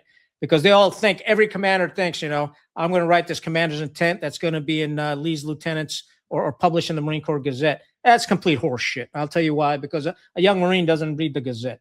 He doesn't. I mean, they ain't got time, and nor do they care. And so I never wrote my commander's intent really for the Gazette. Ultimately, I mean, obviously the commander's intent's got to have a purpose. It's got to have key tasks and an end state. What does success look like? What's our mission? What do we need to do? And what does success look like? That's commander's intent. And if you want to expand on it, you identify the enemy center of gravity and all that stuff. But the Marines don't need to know that. Mine was literally 3 words. 3 words: find, fix, and finish. And what I meant by that is, hey, Marines, we're going to find the enemy. I'm going to use the local Afghan fighters to find the enemy. I'm going to fix them either with maneuver. When you see CAT open up with their 50 cals, that means we're fixing the freaking enemy. Or if you see aviation coming in and dropping ordnance, that means I'm fixing them. And then you'd stand by, because then we're going to finish them through maneuver. We're going to envelop left or we're going to envelop right. That's it. That's all you got to know. It's that simple, and that's our playbook. Every time, that's what we did. The only thing difference was how we're going to, my Afghan militia fighters and John Mahmoud Khan. I love that man. Unfortunately, he was assassinated. He was key in all this. He was key in finding the enemy for us. He was key into getting us into fights. And I tell him, hey, once we start shooting, get the hell out of my way, right? Because I got all this stuff coming with me, and I'd be right up there up front with them. And so the Marines knew that as soon as they start hearing the gunshots going off, and my cap platoons up front with the heavy guns opening up, hey, we're fixing the enemy. They're getting ready because either the battalion commander is going to say, hey, envelop left or right. And sometimes we did double envelopments, right, on left and right both. So they got to be able to visualize. So part of the commander's intent is, how do you explain it to somebody so they can visualize what the hell you're doing? And the simpler you keep it, they remember it. And then when it comes to execution, because you got to execute, it's all about execution. So I kept it very simple at the end of the day, my commander's intent. But I'd really sit there and talk to him about it. I talk him through it, ask him, hey, repeat what I just said, right? And and if they couldn't repeat it, stand by for some push-ups, because we're gonna be knocking them out. Pay attention to what the hell I'm telling you, because it's gonna save your damn life too. So that's the way you got to treat this. My job was, not only a father but a coach. And maybe I'm a little bit like John Madden or something, but I'm fired up, and I'm still obsessed by it. I'd love to be a freaking platoon commander, company commander, or a battalion commander right now. I'm ready. I can do it. Send me to Iran. I'll go kick some ass over there in a heartbeat. No worries. Well, we're gonna ask more about because you absolutely, and of course the language capability you had in being from Pakistan, and by the way, Afghanistan, as you know, is also the land of Pashtun. I mean, they're very, very similar, and the same. Pashtun was it was either Pashtun or Dari. Yeah, but and do you speak Dari? I'm assuming you know. No, I mean, I understand some of it, not a lot. Dari is more like Farsi. But the vast majority, the largest ethnic minority or majority in Afghanistan are the Pashtuns, correct? Pashtuns are the largest. And what happened was that, just for your viewers, the Brits drew the Durand line between Afghanistan and Pakistan, and half the tribe, total tribe, I'm talking Pashtun. There's many tribes, sub-tribes. Half of it stayed in Afghanistan, and the other half's in Pakistan. Right. So, so it's basically the same people. And that's why when people say, so-and-so was hiding in shit, he's got cousins there, man. I mean, it's that simple. You got to understand it, I mean, well, you brought up the British. I had a comment in there about, Afghanistan is famously the graveyard of empires, going back to even Alexander the Great had challenges there. The British obviously had challenges, the withdrawal from Kabul, what was that, 1843, and the Russians, obviously in the Soviet area. What was it in your, and I know the answer, but your mindset that was going to counter that. And I think largely it was your language capability, because you really integrated those three tribal elders and the war. You had three different allegiances, as you described in your book, that John Muhammad, and the other one said, and another Adam Muhammad, and then Muhammad. Yep. But you really integrated them, and you didn't take crap from them. I mean, they would try and bullshit you about, oh, this is going to cost X, or you promised me this, and you when any other, say, a Irish kid from Boston would not have had the same patience to realize the importance of integrating the local tribal networks into that BLT, because you really were a joint force, if you will. Yeah, I think a lot of people didn't understand that, right? And so they're trying to give me all this, theater intelligence, and operational intelligence and all that stuff. And a lot of it's just perishable, right? I mean, you go to a certain grid square, there ain't nobody there. So I'm thinking, man, this is just a complete waste of time. And so I started making local relationships. And through the local relationships with these warlords, and these aren't good people, don't get me wrong. They're not good. They're not nice people. It's not the type of person you want to bring to your house, because most of them are murderers because they want to stay in power, right? And that's how it works. John Muhammad Khan, as much as I love him, I truly do, because he's a warrior brother of mine. We fought together. He's a bad dude. He's killed a lot of people, right? But by the same token, he has to respect you and fear you. Now, I'll tell you one simple mistake. Whenever I see a picture of an U.S. military officer sitting on the ground with the Afghans, I knew the game's over. You've just given up your manhood. I would always sit in a chair. I would have a field chair, like soccer mom chair, right? Yeah. It always put that out. I'd sit in because they want authority. They respect authority. And you'll see Afghans would gather around me in a semicircle because I'd let them know, hey, I'm in charge. So you got to play that role also. And what people didn't realize was, Marine leadership traits are JJ did tie buckle, right? If you want me to break them down, I can, but there's 14 leadership traits, and that works. But there's one missing in JJ did tie buckle. Accountability is not there. It should be JJ did tie a buckle, because accountability is not there. So Marines, it's based on trust leadership. My Marines trusted me. I trusted them. I tell them to do something, they'd do it. If they needed something, I'd make sure they got it, right? It's based on that. But the Afghans, it's not based on trust. It's based on fear. If the Afghans don't fear you, they're not going to follow you, right? They only follow people that they fear. So I was caught in this conundrum between trust leadership and fear leadership, right? And people never understood that. And the people that judged me on this, they couldn't have done it, right? Ultimately, that judged me. They couldn't have led those Afghans because the Afghans wouldn't follow them. And in fact, one of them, the Afghans called them Chugwarai, plump lamb, right? It's such a disrespectful statement. And you know what? They wouldn't even think about calling me that. Well, I'll tell you, when I got to CENTCOM, mobilized after 9/11, you had all these reservists that augmented the CENTCOM staff. I mean, half the staff at one point were mobilized reservists. And I remember my best friends, besides the soft Illinois from the UK, Australia, New Zealand, were all the Marines who were actually working at the JIAF under General Harrell. And I swear to God, every Marine officer, 04, 05, even reservists, you couldn't tell the difference between a reserve Marine 05 or 06 or an active duty one, because they all had the PT standard. And I think there was one Marine major that wasn't that out of shape, if you will, but did not look like everyone else. And his last name was Abel. And he was a major, and everyone called him Major Unable. And that was and he took it in stride, but that's what blew me away, because every 04, 05 Navy reservists, the Army guys at Air Force, they looked like a guy that had been in corporate America and then all of a sudden was trying to squeeze into his, desert, camis, on drill, but not the Marine Corps. And there was no difference you couldn't tell the difference between an active duty Marine or a reserve Marine officer. And they also didn't take a back seat. Like Colonel McDonough, who was 5'6", an inch shorter than me, when he made 06, I remember there were some active duty, an armor officer in particular, tried to basically dress him down because the week before had been a light colonel.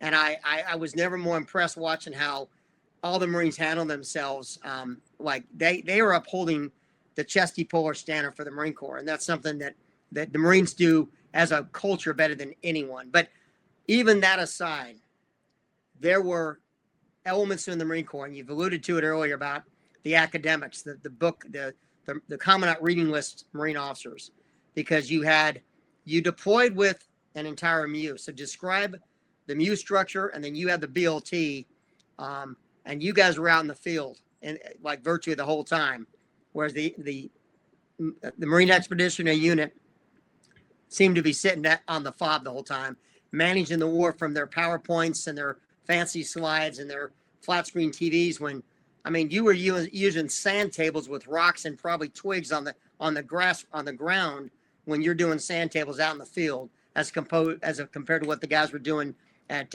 Fob Ripley. So describe that culture clash of what you were doing, building sources, using local networks, understanding the customs, and then your leadership that was overall in charge. You know, even when they came out to the field, didn't even want to interact with your Afghan counterparts, and that speaks volumes on levels everywhere.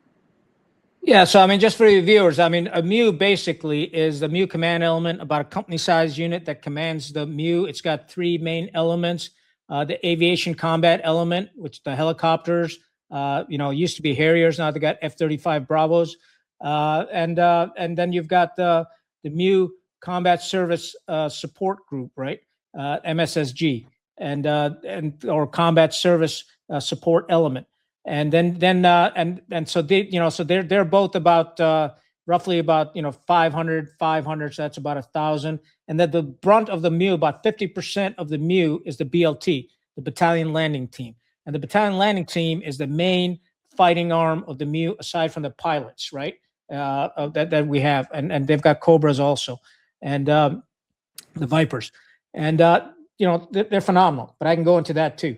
But the BLT is really the fighting element. Now, the problem is this: everybody thinks this MEU is like, this big, powerful unit. It's not. It's not meant to be. MEU is really a crisis response force, an expeditionary force meant for short duration operations. So they've got raid companies. They do company size operations. That's what a MEU does. But when you start putting an entire BLT out there, it's bigger than the MEU itself. Essentially, it's half the MEU, and it's not sustainable. So MEU is not designed for sustained operations ashore. It's designed to go off amphibious shipping, do a raid, do a strike, do a rescue of a trap down pilot, and come back to the ship. That's what it's designed for.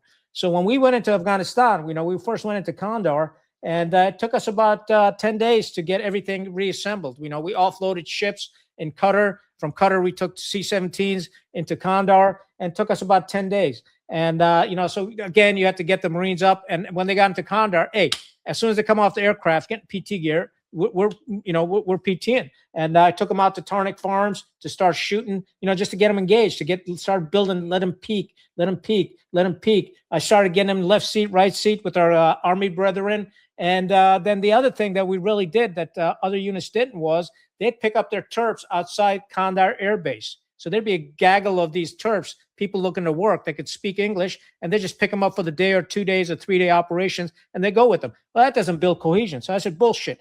So I got like 40 Terps to come inside the base. You have to get permission, right?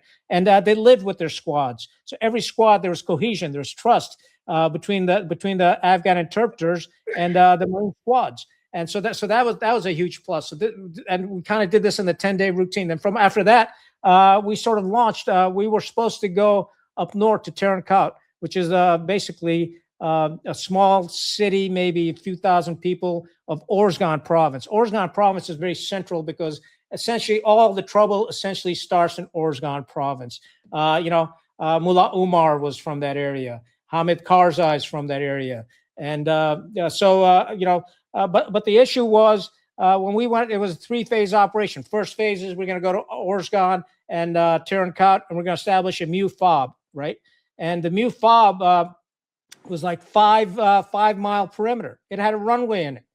So they took 400 Marines, essentially my entire artillery battery, my 81st platoon, to secure the MEU FOB. So it became a self-licking ice cream cone. So the MEU command element sitting in this secure FOB, I want to get out there and want to fight. And I don't want to sit on a fob, because when you come out of fob, you can either go straight, left, or right. And when you're doing that, some little kids are sending a signal with a mirror or with the radio thing, hey, they went left. So everybody knows which way you're going, right? You come out of the MEU fob in helicopters, somebody's watching you, knowing which direction you're going into. So it's asinine. So, basically, I stayed out of the fob, south of the MEU in a village called Kike. I started operating around there. And the MEU was really trying to get us back to the fob to operate as companies. And I didn't want to do that. We wanted to operate as a battalion, whatever I had left. So we stayed out there. And then the MEU assigned me to do 3 short duration operations, Blade Runner, Thunderball, Cadillac Ranch. And I couldn't figure out where the hell they're coming up with these stupid freaking names from, because I couldn't translate them into Pashto to explain to my Afghan militia. How the hell do I explain Cadillac Ranch? It doesn't translate. Just stupid names that they got from Bruce Springsteen albums. This is the type of freaking mindset they had going on. Nonetheless. You think about it, though. You think about it for a second. It'd be the equivalent of the Vietnam era fob being named after a Jane Fonda movie. Think about it, right? Yeah. I mean, it's stupid. It's just asinine, right? And so afterwards, once this is going on, and then these 3 operations, we really didn't do much. We're getting these, hey, go to this village, this thing, so we ran around. It was just stupid, right? It was just asinine. And so one day the commanding general comes down, and you're talking about terrain model, exact same thing. Terrain model on the ground. He came down to where I was, and he basically said, I expected more out of your Marines. You guys really haven't done anything. We spent all these resources on you. And I looked at him. I said, you know what, General, turn me loose. I'll show you what I can do. He's like, what are you talking about? I said, we got to get in bed with the local militias. That's what we got to get in with them, because they know where the enemy's at. You turn me loose. You let me do that, and I'll do it. I'll show you what I can do. So he kind of said, I said, okay, let me think about it. I'll let you know. So next day, word came down. Yep, you got a leash. Go. So that's when we came up basically with Asbury Park, another freaking fancy name. Right? I don't even know where. I think it's in New Jersey or some shit. It's It's a Bruce Springsteen album. Oh, great. I hope to, and all I'm thinking is, shit, I'm going to die in Asbury Park, and they're going to put that in my freaking tombstone. The great Genghis Khan died in Asbury Park. What the? It's just stupid shit. But anyway, so Asbury Park, and we started kicking ass, and the plan was we would do Asbury Park, get to a place called Des Chopin in Kalat, and get to the Ring Road, and then go down to Kandahar. Game over. We're going home. Right?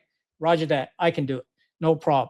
And I had all these local networks and all that stuff. But we go to Asbury Park, and what had happened was I'd been operating in that area a week before, and we turned around and left, right? And the Taliban never expected us to come back that same route.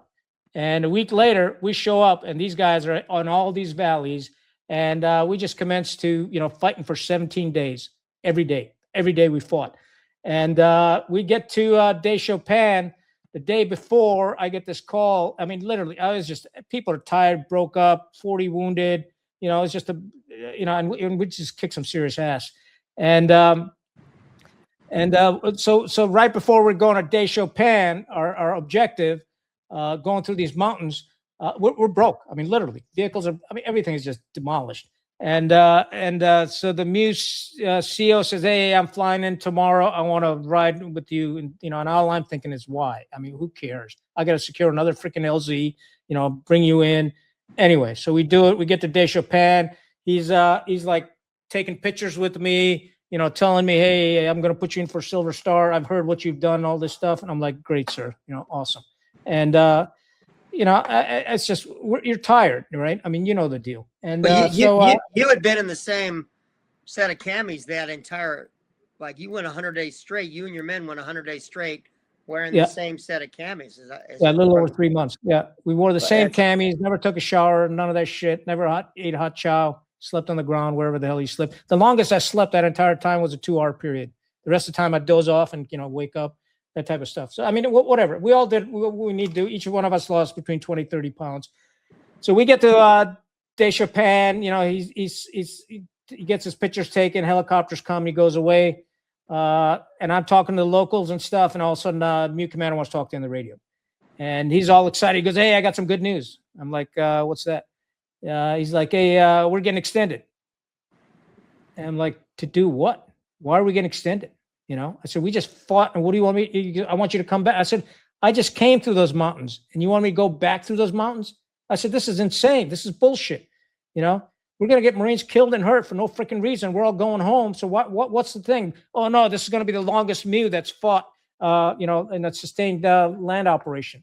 You know, it's for, and I was like, you know what? Roger that, you know, and I threw the freaking phone down and I'm so pissed that I walked off and I went to this bluff and I started crying and I cried for my Marines. And my OPSO comes up to me and he's like, sir, are you okay? I said, no, I'm not fucking okay, Brian. I said, let me tell you something. I said, you remember this day. I said, you're going to be a general officer one day and don't you ever treat your Marines like this. And right there and then I decided I was going to retire. I'm done with this, you know, dog and pony show.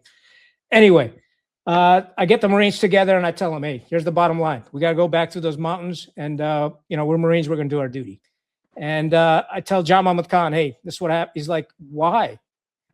He's like, I'm going to Kandahar. I'm not going back to those mountains. I said, I understand. You know, you go to Kandahar. That was a deal we had. I'm going back to those mountains and, you know, God be with you. Next day we saddle up. I come to a T in the road. Right is to the mountains. Left is to Kandahar. I take a right. I'm going down. I get a call. John Mahmoud Khan's following us. Stop. I walk back. He comes out. He goes, he said, Colonel Khan, he goes, you're my brother. He goes, I can't let you go there by yourself. I give him a big hug. I thank him. And we go through the mountains. And we end up, you know, if we fight our way back, we end up at like 10,000 feet because I chased these enemy down. And quick story at 10,000 feet. John Mahmoud Khan, you know, John Mahmoud Khan's a clown show. I mean, it's just, the guy's funnier than hell. Because he had me buy him 3 to 4 sheep every day for his people to eat. And so I'd heard the enemy gone up this mountain ridge line, Weti it's called. So I said, I'm going up there. And he's like, no, he said, I'm not going with you. He said, I'm not climbing that mountain. You guys are nuts. So I said, I'm going, you know. And I said, you want to be a coward? Be a coward. You can sit here and eat your damn sheep. And so he said, okay, I'll go with you, but get me a donkey. And, you know, light bulb came on. I said, shit. I said, I'll get you a donkey, no problem. But then I'm thinking, shit, I can take my heavy guns and everything on the freaking donkey. So we rented a bunch of donkeys, and I got some great pictures of Marines, you know, hauling with donkeys, and we get to the top, and nothing's going on. But the enemy had a pattern, and their pattern was right at dusk and at sunrise they would attack you. At dusk because they're nods, you know, I'm talking about the transition period. Right. So everybody's telling me that, hey, sir, they're not up here. Let's go back. I'm like, nah, we're spending the night. And right at dusk, sure as shit, they open up. Right. And one of my platoons is pinned down, and you know, they're calling, and they're like one ridge line over, they're pinned down, machine guns shooting down at them. And we call for air support. Well, that just so happens that day, Bagram and Kandahar, you know, they got sandstorms, nothing's flying. Because you got a squadron common, you flick on there, troops in contact, everything comes to you. And a U-2, an airplane answers up. What kind of aircraft are you? What kind of weapons you got? Happen to be U-2. I'm kind of, you know, amped up. I was like, hey, you know, you got no ordnance. What can you do for me? He's like, calm down, Genghis 6. He goes, I can relay for you. I was like, shit, this guy's right. And I said, roger that. So we gave him the JTAC brief, and he goes, we got a B-1 inbound, and he's going supersonic. He's coming to your pause. In 3 minutes, he'll be there. And he's coming in from Diego Garcia. And I don't know where he was in relation between us, whatever he did, you know. So about 3-4 minutes later, he checks in, and he's put all the data on the JDAM and all that stuff. And then he goes, you know, so the Kayak in the cutter refuses permission to drop. After all that shit, there's some major in the Kayak refuses permission to drop. And legend has it that I told him, I said, you know, MF, if you don't give him permission, I will find you and I will fucking kill you. Right. And evidently that went on the squawk box. Right. And some general gets on. He goes, hey, it's General so-and-so, you know, what's going on? I said, sir, I'm the senior guy on the ground. I got JTAC standing next to me. We need clearance to drop. So he goes, wait, one comes back. It goes, cleared hot. But so happens that JDAM's frag pattern was an issue then. So the next thing was a frag pattern issue. So we had, you know, the elevation separation. The frag pattern was going up. And I talked to my major with that platoon. And I said, hey, here's the deal. You good with it? He goes, yes, sir. I said, on my count, get everybody down. God be with you. I told the B-1, I said, release. He drops a bomb, takes out the machine gun position. He comes around. He's got his, all his. I don't want to talk too much about it, but he's got all the systems looking down, and he's like, "Hey, on the other side of the ridge line, there's a big group with camels and donkeys and shit, and those are the guys we're looking for." I said, "Re-attack, helping others." He dropped 2 more JDAMs on their ass. Next day, there's about 30 of them dead, camels, all that mess. So it was a good day for us. And so we came back down. We made it up back to, by now, they're named that FOB at Terran Code as FOB Ripley, right? Which is kind of odd over, but, I mean, not taking anything away from Colonel Ripley. I love him. But there's reasons for that. And you can imagine why, right? So we get back to FOB Ripley, and I know something isn't right because Geraldo had come and visited with us, and we got all this press time through the BLT. And Geraldo sort of, I was a unique story, right? So he put me on, and I'd never seen these things until later on. I had no idea what's going on. And then all of a sudden, I mean, this is like a big thing. I mean, we've used freaking the Grim Reaper, AC-130s. We used everything. I mean, hundreds of sorties of aircraft. And the commanding general comes down, makes the MEU the main effort, and extends us for another month.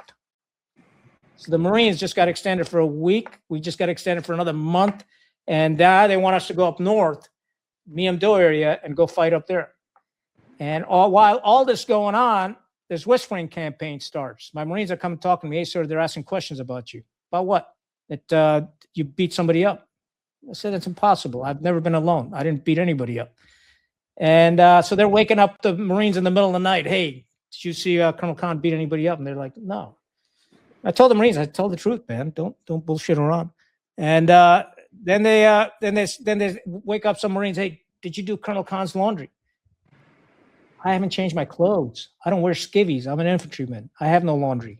Right? This is the type of shit that was going on. And so these start rumors, Machiavellian, right? Anyway, so I go see the MEU Commander. I'm like, "What is this horse shit?" He goes, "Don't worry about it. It's a minor allegation. We'll take care of it." Okay. Next day later, he calls me and he's like, "You got to sign this letter. Non-punitive letter of caution." I'm like, "You got to be shitting me. For what?" He goes, "Just to close the case, just sign it, whatever. And if you don't sign it, then I'm going to have NCIS come do an investigation. You can't go on the next mission." And all I'm thinking in my mind, hey, I got to be with my Marines. So I said, "Give me that thing." I signed it, walked off. And so we head off north, do a river crossing, which was very interesting. And he wanted to come with us. I said, come. He lasted about 8 hours. First gunfight we got into, he called in a helo, flew out of there because nobody wants to take the risk, right? Nobody wants to be around because these Afghan militia may do some serious, on any given day, they could do 3 war crimes. I mean, I stopped them many occasions. And so he flies back. And so we go up there, a little bit of action, not as much as the 17-day operation. And then we come back and, and then it's over. And I'm literally done with these clowns. And we go down to Kandahar. He wants me to fly with him. I refuse. I said, "I'm going with my Marines." I drive back down to Kandahar with them. And we were so broke. I remember coming to Kandahar city. I used to drive my own vehicle, right? Because I didn't have enough Marines. They're taking my Marines, and I knew where to go and all that stuff. So I'd drive my own Hummer. And as we came into Kandahar city, the vehicle in front of me, the tire literally came off the drum and went and hit a rickshaw in Kandahar city. Big problem, right? Crowd gathers, and the base launches the QRF, helicopters flying up top. It's just a mess. I tell them, "Get the helicopters out of here. I'll take care of it." I give the rickshaw driver $200. Let's say, "Get out of here. Go away." Anyway, we make it to the base, and it's pretty interesting. You realize you're so isolated that when I came to the base, there's people lined up because we're the lost battalion coming back. And I remember first time I walked on the tarmac, I stopped and I said, "Sergeant Major, you feel that?" He's like, "What's that, sir?" It was flat ground because he'd lost the senses, right? So it's pretty interesting in that respect. Then we get called up to Bagram, for the dog and ponies, press briefs and all this happy horse shit. Ambassador wants to meet you. And I was in no mood to talk to anybody. And I was so freaking pissed off that I'd even symbolically turn in my pistol. I'm done fighting. And so I go to Kabul and they have a press day. And, all the POs are running around, with their little, I don't want to say anything bad. And so they want to showcase me, and I refuse. I said, I ain't doing this shit. She's like, no, you're the talking. I said, I'm not doing it. I'm telling you. I said, you speak better than I do. You don't want me in there because I'm going to say something, and it's not going to go off well for the Marine Corps. I'm going to go get a cup of coffee with the Sergeant Major. I said, Sergeant Major, let's go. So these guys did their press brief. Then all the big generals and ambassadors slapping us on the back and all this shit. And we get to the airport for catch an airplane, take us back to Kandahar, and the airport shutting down. HK shuts down. They don't have any instruments, night flying. So it's getting dark, and I told the MEU, I said, hey, when's the airplane? This place shutting down. And it was late. So they said, we're going to drive up to Bagram, right? And I said, I'm not driving anywhere. I don't have a pistol. I don't have a weapon. I'm not going anywhere. I'll sleep here. I'll catch up with you guys tomorrow. Good luck. Anyway, the commanding general finds out we're stuck there. He launches a Chinook. So we can see, you can see Bagram in the distance from Kabul airport. So we can see this Chinook barreling down. Brrr, comes, lands, we hop on, takes us back, lands, and the MUCO comes out and he's just screaming. He's like, you tell that MF I'm a 06. He should have landed at the VIP spot. And legend has it, I lost it. And I said, will you shut the F up? You should thank this guy for coming picking us up. And I walked off. I hauled off, and they went to the VIP quarters. I literally found an A-frame, empty cot. I laid down, go to sleep. In the morning, I wake up, and I'm looking around. There's a bunch of soldiers and Marines. It was a transient barracks. They're standing, they're looking at me. They go, sir, are you Colonel Khan? I go, yeah, I am. They go, sir, can you tell us what happened? I said, where's the head at first? Let me go to the head. And, is there coffee around here? Just a couple of young kids running off, get coffee. I went to the head, cleaned up, I sat down, shot the shit with them. And then I went to the jock, and they wouldn't let me in because I didn't have a weapon. There's some sentry there saying, sir, base order, because everything you got, that Pizza Hut is there, Baskin Robbins. Yeah. No, I it's know turned into a Bagram little well. city, right? And so they wouldn't let me in because I don't have a weapon. Sir, base order says you got to have a weapon. I said, young man, do you have any idea where I just came from? Do you have any clue? You were in Bagram. This is safer than the United States as any city. So my sergeant major intercedes. He's like, sir, please go ahead. I'll got it. So I go in, and the general's like excited to see me. He's hugging me. And he said, I'll be down tomorrow. I'll talk to you Marines. I said, roger that, sir. So he flies down to Kandahar next day, gives a kick-ass speech, then has breakfast with a squad of Marines on the side. And I'm sitting on a side table with the deputy CJTF commander, good guy. And he's like, Genghis, he said, you can write your ticket in the military. You tell me what you want to do. I'll make it happen. Do you want to be General Pace's aide and all this stuff? As he's saying this, they go, attention to orders. I'm like, shit. Okay, everybody pops up, and they start reading a Bronze Star citation. They pin it on the MEU Commander, and I'm just like, you got to be shitting me. And as we sit down, she's the deputy CG is like, Genghis, what do you want? I said, sir, I'm retiring. I am done. And he spits his coffee out. He's like, what? He goes, why? I said, for shit like that. I said, I haven't recognized a single Marine. This guy's getting a Bronze Star. You got to be shitting me. And I just left. And then we flew out to. From there, we flew out to Kuwait to meet our ships. And, you have to do all this USDA agriculture inspection, wash down, all this happy horse shit. And so they put my Marines up in Camp Victory, up by the border of Iraq. I don't know any different. Okay. So we're there. It's all sand, transient tents, pretty decent chai hall. So I told the Marines, I said, here's the bottom line. I'm going to wake you up in the morning. We're going to PT. And after that, the rest of the day is yours. The only requirements I got is you all got to eat 3 meals and put some weight back on. That's it. I told staff and CIS officers, I said, hey, I want you to walk around the chow hall with trays of ice cream and shove it down their throats. We got to look like Marines when we get home. And so then I got a call that, hey, you got to go down to RF John for a meeting. Okay, grab the sergeant major, drive down to RF John. And it's like a freaking base in the United States. So I'm like, where's the MEU at? The command element. They said, oh, sir, they're by the pool. I go by the pool. These guys are hanging out in freaking lounge chairs, sunbathing. And I'm thinking in my mind, the guys that fought, that kicked ass, right, are up there in the freaking desert, right? We had AC in the tents, but it's dirt, sand floors, right? So I tell them, I said, what the hell is this? Well, how come my Marines aren't down? Well, we don't have enough room. So I said, at least we could have brought 1 or 2 companies down here, and you guys should be up there. I said, this is horse shit. I said, let me tell you something. If I had a grenade, I'd frag every one of you. And I turned around and walked off. Sergeant Major's like, sir, you can't say shit like that. I said, fuck them, man. I'm retired, you know? And so I went back, and then we loaded ships. And then the other thing, you know, since I brought up the Bronze Star, let's talk about the combat action ribbon. You want to talk about it? I was gonna go back to that and go back to checkpoint 321. Okay, well, let's talk about the combat action ribbon first. So when we came back after all the operations, we're heading down to Kandahar, you know, Index. In a staff meeting, it's announced that everybody that's at FOB Ripley, that spent a night at FOB Ripley, is going to get the combat action ribbon. I'm sitting in the staff meeting going, you got to be shitting me, you know? But I didn't say anything in public, so I saw him afterwards. I said, sir, this makes absolutely no sense. I mean, the regulations are very clear. It's a personal award. There's very specific guidelines. You got to receive or return fire, you know?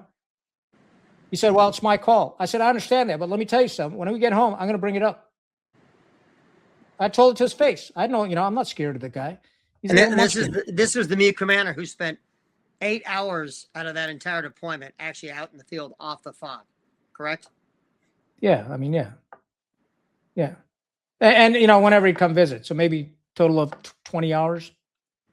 You know, he'd come for a couple hours with the commanding general, whatever, escort him. You know, but here's the deal. I mean, so we were fighting over 100 miles away, right?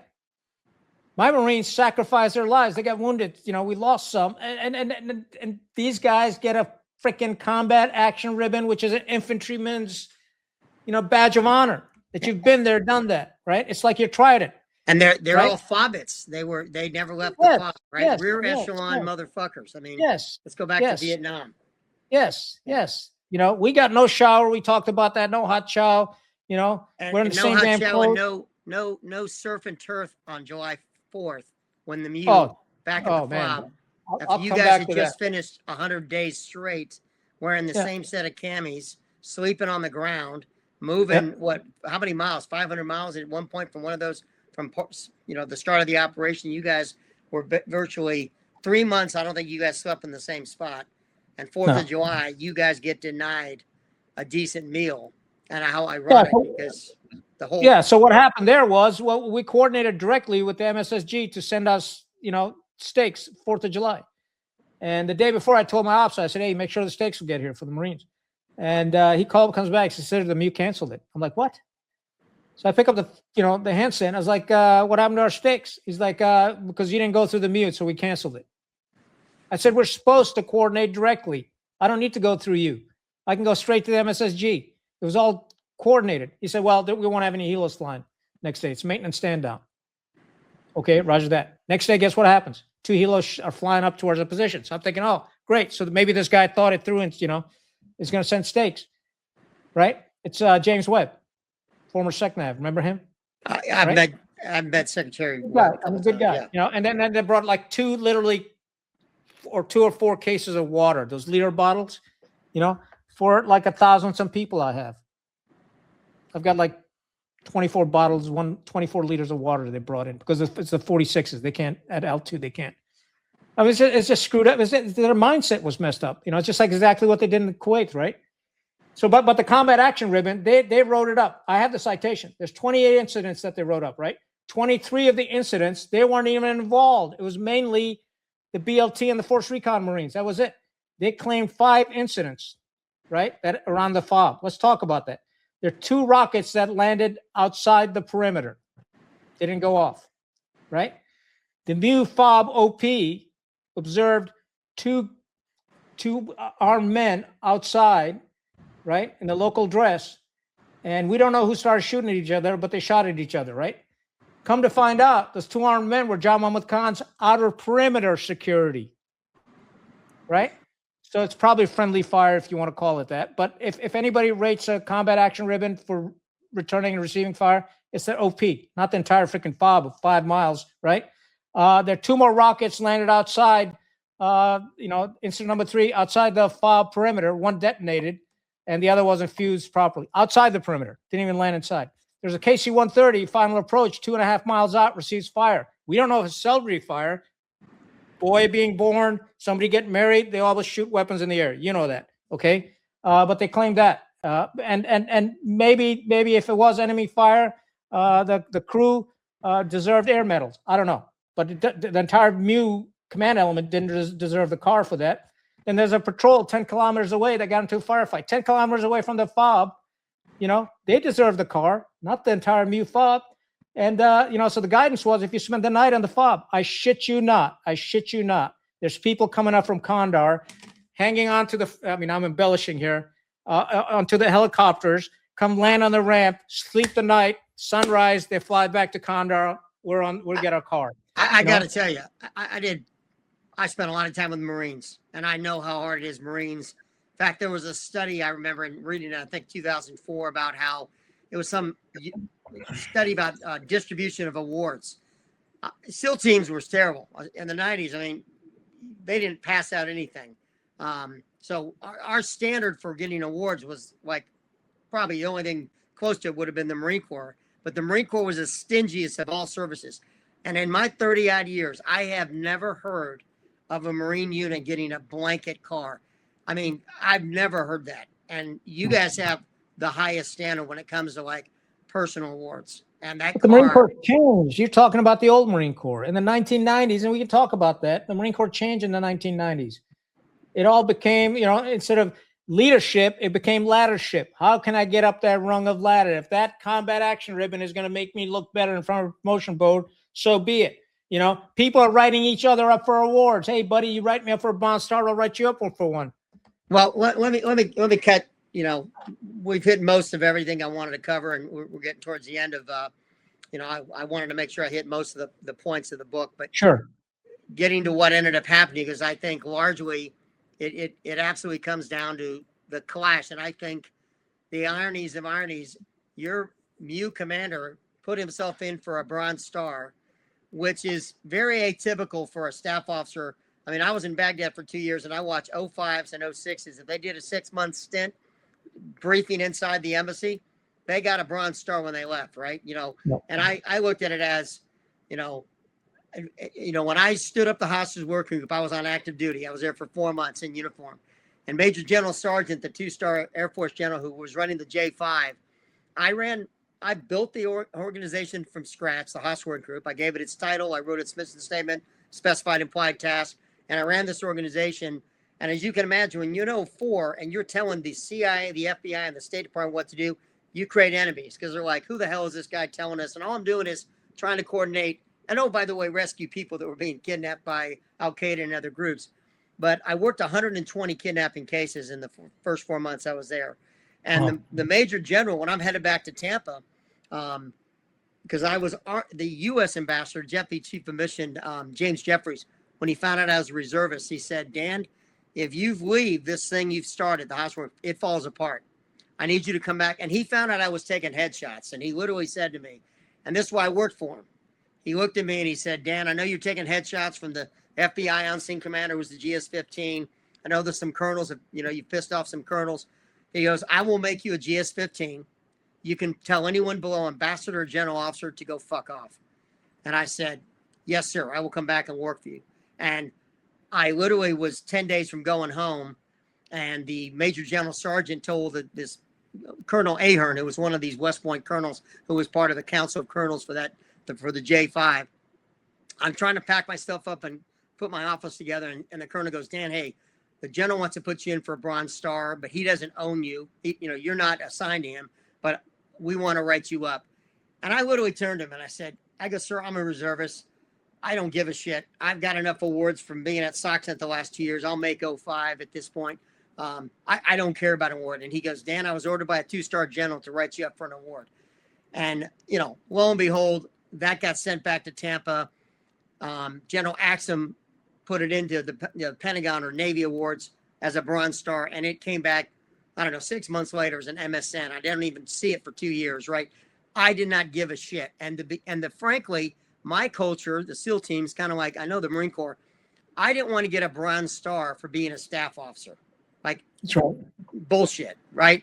And the same thing, combat action, SEALs, you have to be in a firefight. You cannot take incoming rounds because you're expected to take incoming rounds. If you're a SEAL or an infantry grunt, Army or Marine, you're expected to be taking mortars and rockets and suicide bombers at ECPs, which we all dealt with at a time. And, you know, getting kind of down to to stand there and watch this guy put himself in for an award who did 8 hours out of that 6 month or 7 month deployment you guys did, to put himself and get it to have the gall to get it in front of you in particular, when he behind his back has already started this process to throw you under the bus after telling you to your face like a snake, oh, I'm putting you in for a Silver Star. I mean, that is the you nailed. What's that book you referenced between the two officers, Massengale and Sam Damon. Yeah. Sam Damon. I mean, that is what really, as I got towards the end of your book, I just sat there because I know what it's like to build enemies. You know, my enemies were in the interagency. It was mainly the FBI, but that's another topic, another time. But about organizations that take credit for the work you're doing when you're the one risking putting your life on the line. You know, I'm like you, brother. I did 22 months in that job in Baghdad, and I left without so much as a thank you.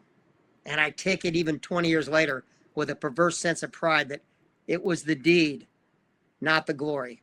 And that's why you did the job. And, you know,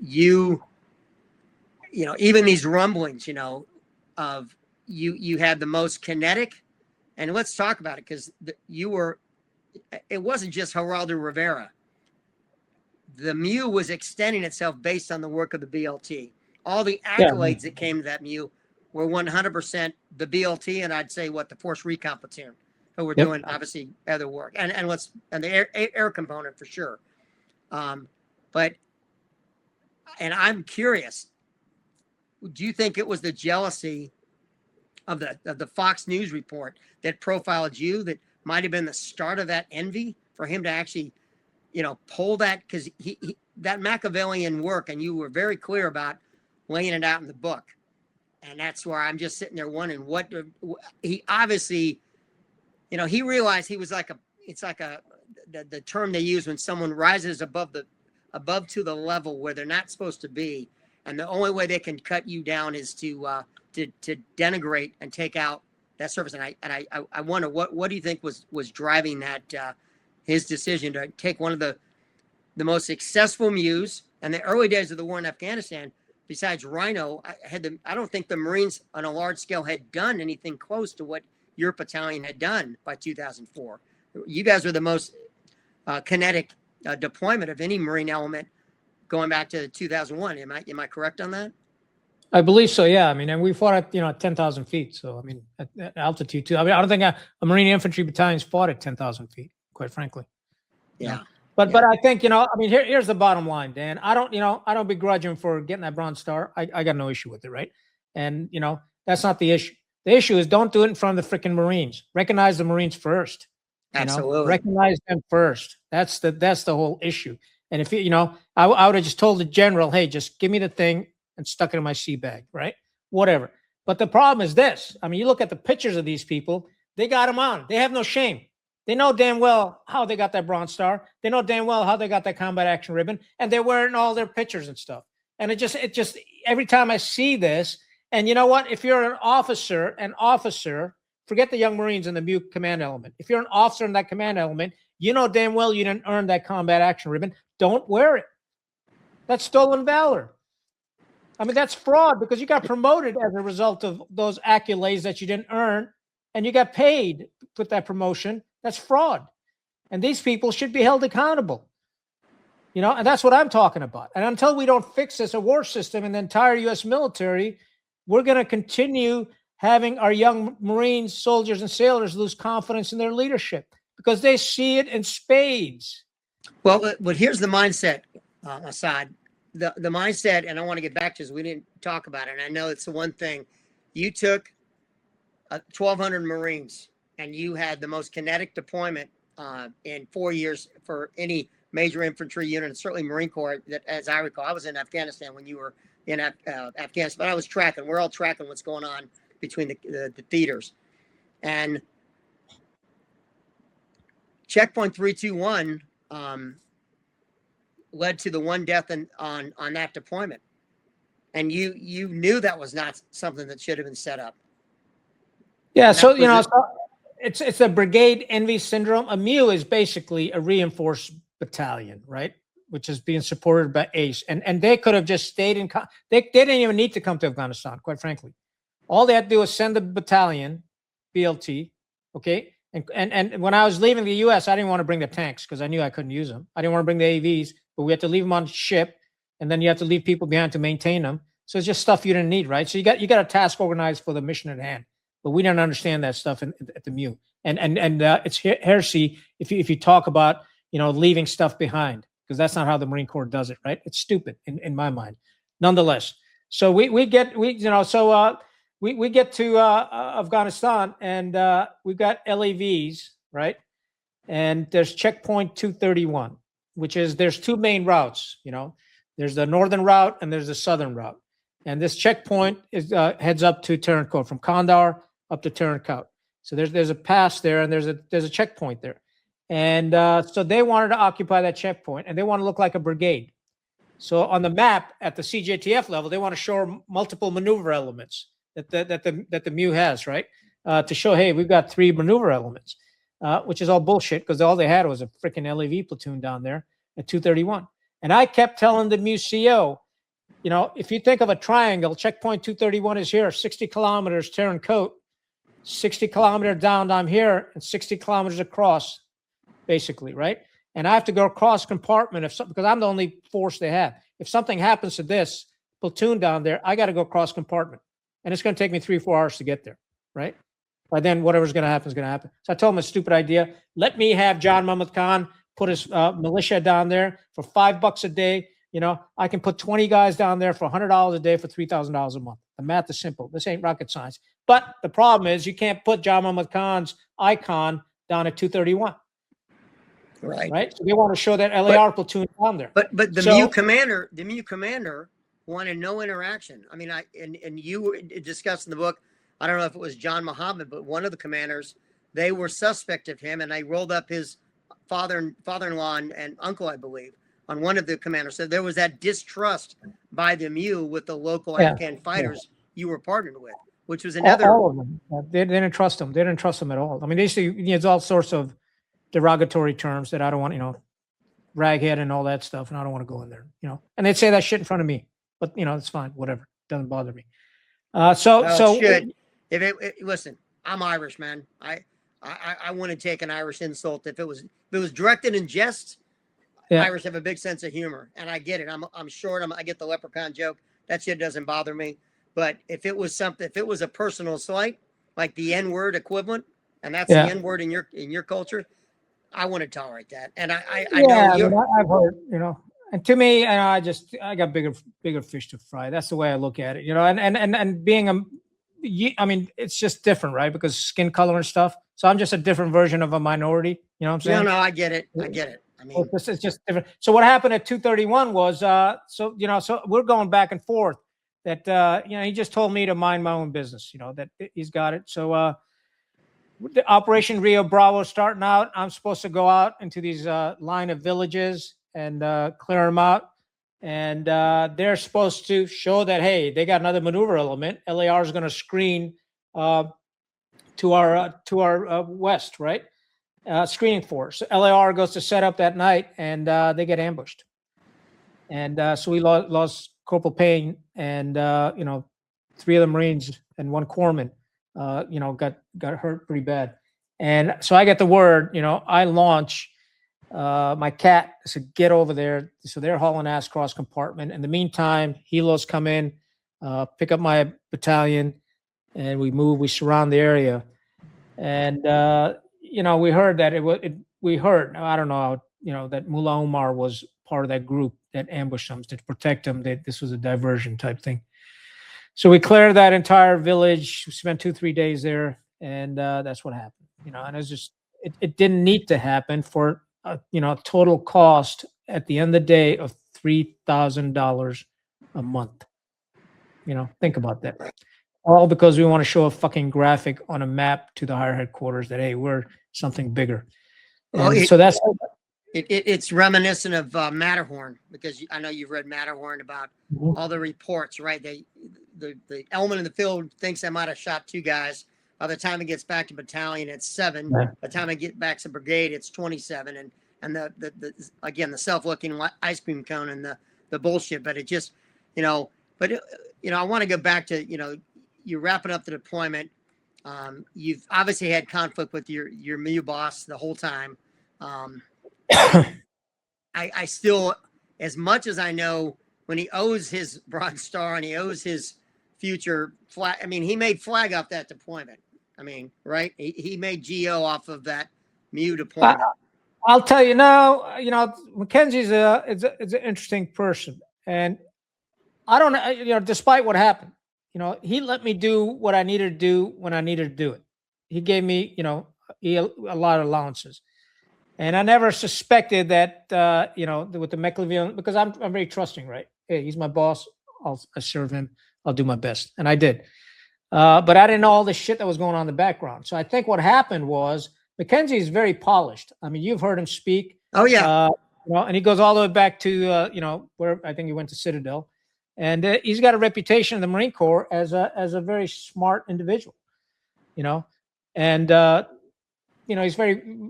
he's accomplished. A lot of generals like him because he's a consummate staff officer. That's the way I can explain it, right? He can do some great paperwork, but he's not a field combat Marine leader, right? There's some people that when they go on hikes, they put pillows in their backpack, and some people carry the load, and he's probably of this other category, right? In my view. And, he's overweight, has a weight issue. So maybe there's a complex. I don't know. I'm not a psychiatrist. I don't want to figure him out. All I knew is he's my boss and I'll serve him well. And I served him with utmost loyalty and honor. I did. I wouldn't let anybody in the BLT badmouth him. I don't put up with that shit. And for 20 years, I kept quiet. For 20 freaking years, I kept my mouth shut. And I was lambasted in the military. I was lambasted that, they had all sorts of stories that I'd beat up Marines, I'd done this. And because I kept quiet, they said, yeah, you had to be guilty because of my silence. Right. But it was my professionalism because my Marines were going to Iraq and I didn't want them to lose confidence in their leadership. That's the main reason I didn't publish this book. And this damn book should have never been written. This thing should have never been written. But the Jagman investigation into you, as I read, got dismissed. The grounds that you made a comment. If I grab my soldier inappropriately, well, then every general that's ever patted me on the back should be charged with assault. That got thrown out, and the conduct unbecoming got thrown out. So that's what I'm curious, and I maybe you don't know, but what would have spearheaded that investigation into you by the MEU commander? So what happened was so when we're floating back to the U.S. On the WASP, he calls me in one day. He said, "Hey, have you seen this video?" I said, "I have no idea what you're talking about." So he plays this video, and it's SBS Dateline from Australia. And the MEU always wanted these reporters coming, right? Because they wanted, because all the tensions in Iraq, they want to get some attention. And so this lady tapes one of the officers.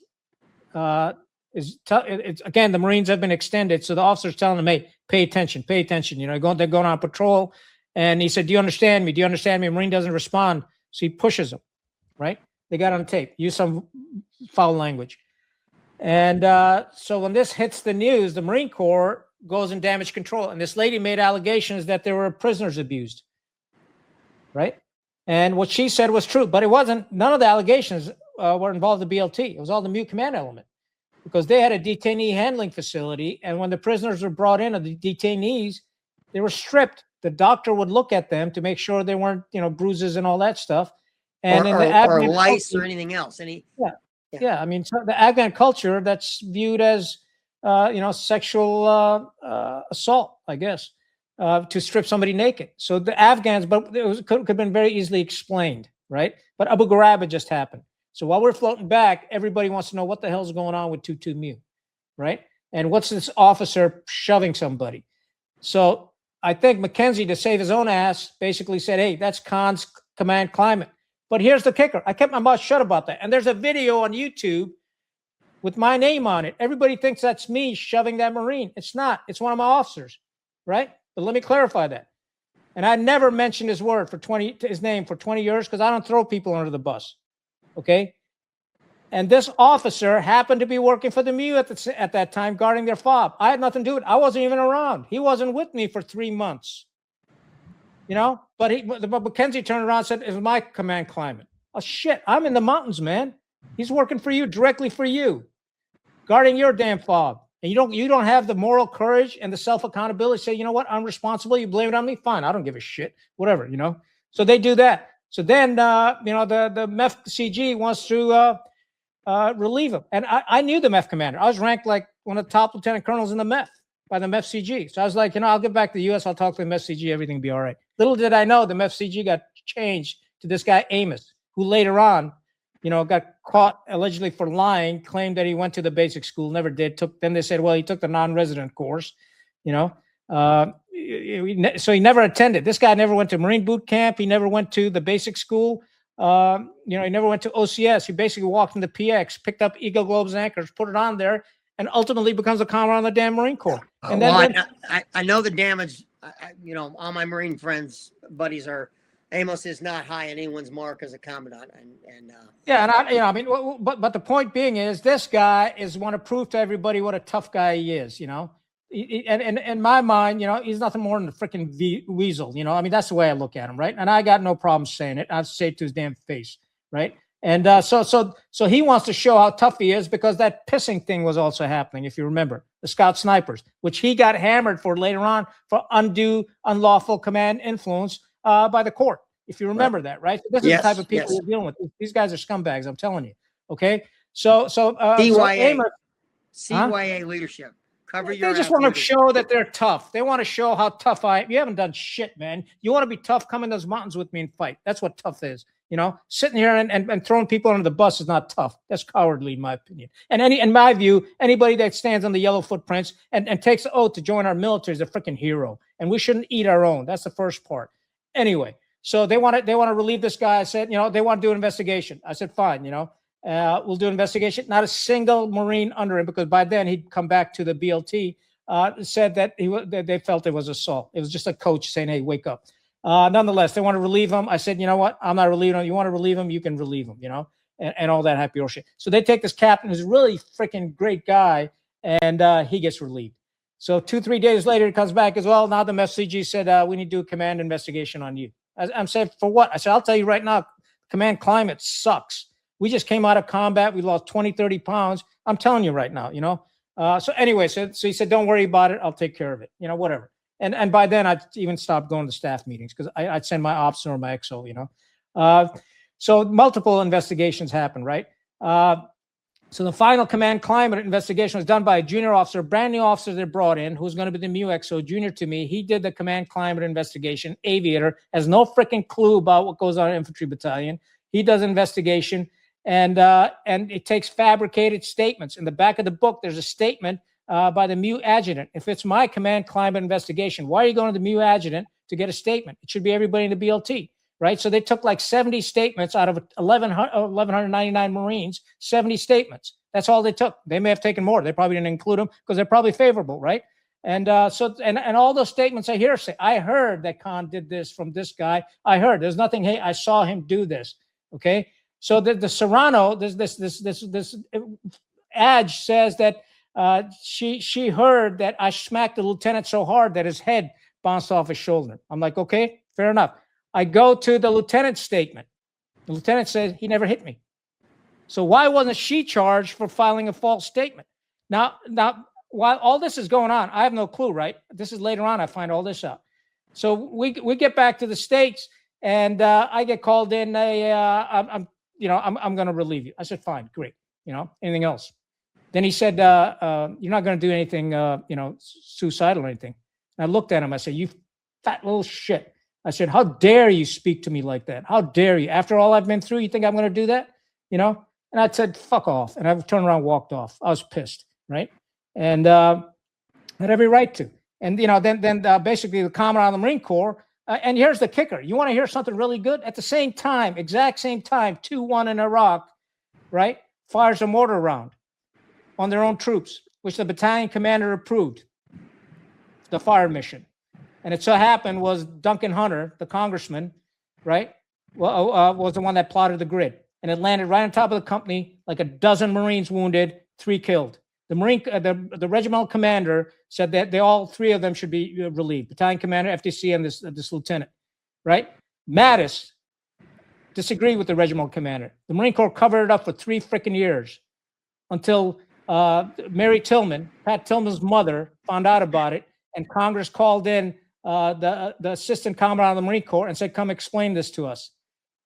And he apologized. We lied to our Marines, and we covered it up. Anyway, so he gets kept. He retires as a 3-star general. All these allegations and shit. Now, I don't know what the hell, because I haven't seen the investigation, because when you get relieved, it's an administrative relief. You're not allowed to see any evidence against you. You know, it's administrative. He doesn't like you. He doesn't like, you got BO, whatever the reason he comes up with, right? And hopefully the next higher ranking, the MEF commander, would adjudicate that. The MEF commander never called me in. He never called me in and said, hey, what the hell's going on here?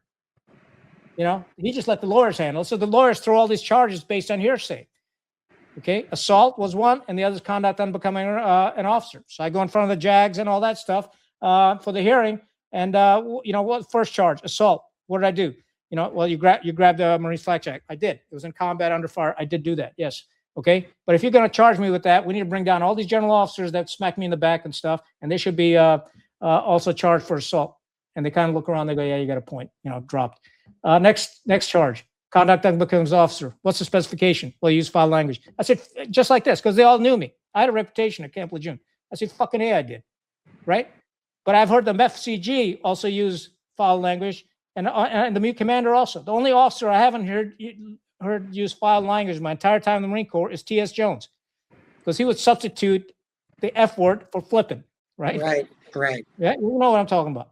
Yeah. So they look at that, they're like, get out of here. But the mistake these clowns made, Dan, the mistake they made by charging me was I was entitled